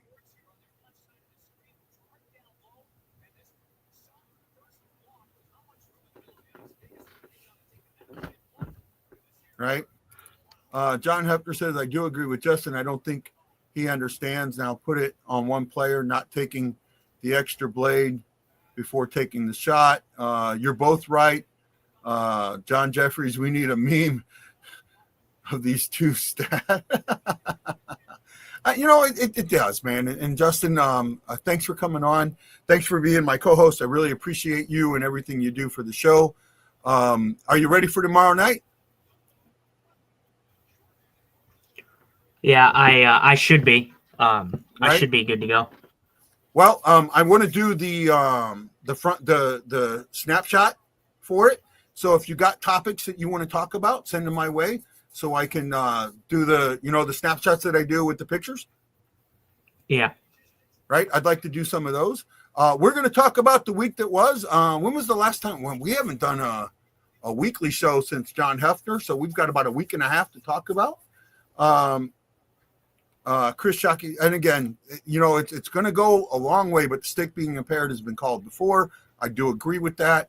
And I always think about the play, and I think this was Jake Allen. What was it, Jake Allen? Who was the other goaltender? No, it was Jake Allen. Got pushed completely out of the net in Boston.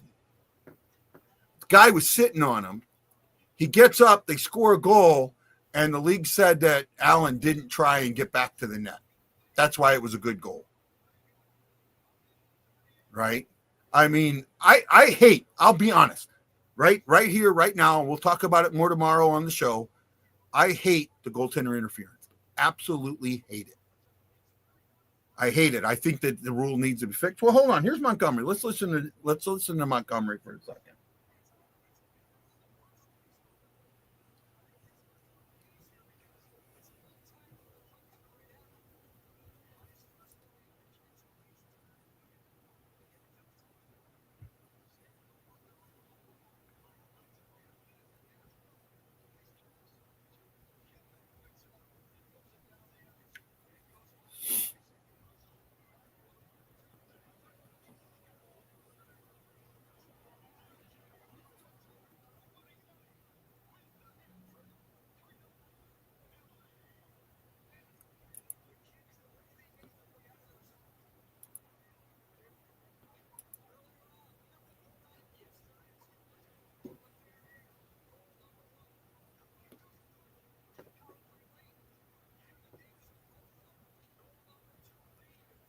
Okay.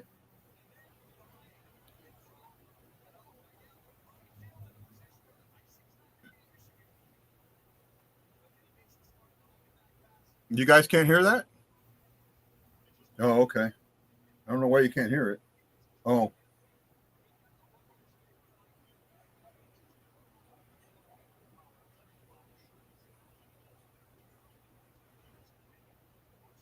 I'm not sure why you guys can't hear it then. Right? Oh, sorry. I guess you couldn't. So he says that it met all the everything for the criteria for goalie interference in their eyes. He said if it would have happened in 5 minutes, they would have called it. He says that hitting it turns the blocker, and you kind of see it, but I don't see the blocker turn until after it goes in the net. I do agree that it should have been goaltender interference. I do agree with that. But I'm not going to put the loss completely on the call, because I think there were opportunities to make it go away, and they didn't do it. Right? Well, we're going to call this a great 3.5 hour show. I appreciate Justin for coming on during the intermissions. It's always good to have you on the show, Justin. We appreciate you 100%. We're going to please stay on the line. I want to talk to you after. We will see you tomorrow night, 7 o'clock, for our first weekly show of the season. Well, I guess you would call it our first weekly or second weekly. I guess because we did the one at Cusamanos. I guess that could be our first one, right? And then we'll be doing them weekly after this. We're going to try 7 for a couple of weeks and then try 8 for a couple of weeks and see what the viewership is. We look forward to your comments tomorrow. We will have our topics. I kind of think I know what number 1's going to be, and we'll go from there. So this is Guy and Justin. How do we end this show? We got to ask the boys. We got to ask the boys. How about we ask one of the girls first? Think we should ask a girl first? For sure. Let's do it. Let's go Blues. Let's go Blues. And now it's time for the boys. Hawaii Blues fan, we're bleeding blue with you. Let's go Blues! Let's go Blues! Let's go Blues! This is Guy and Justin saying aloha mahalo. Thank you for watching the Blue Note Fan Report, and we will see you tomorrow night at 7 o'clock Central Standard Time, right here on YouTube and Facebook. Aloha.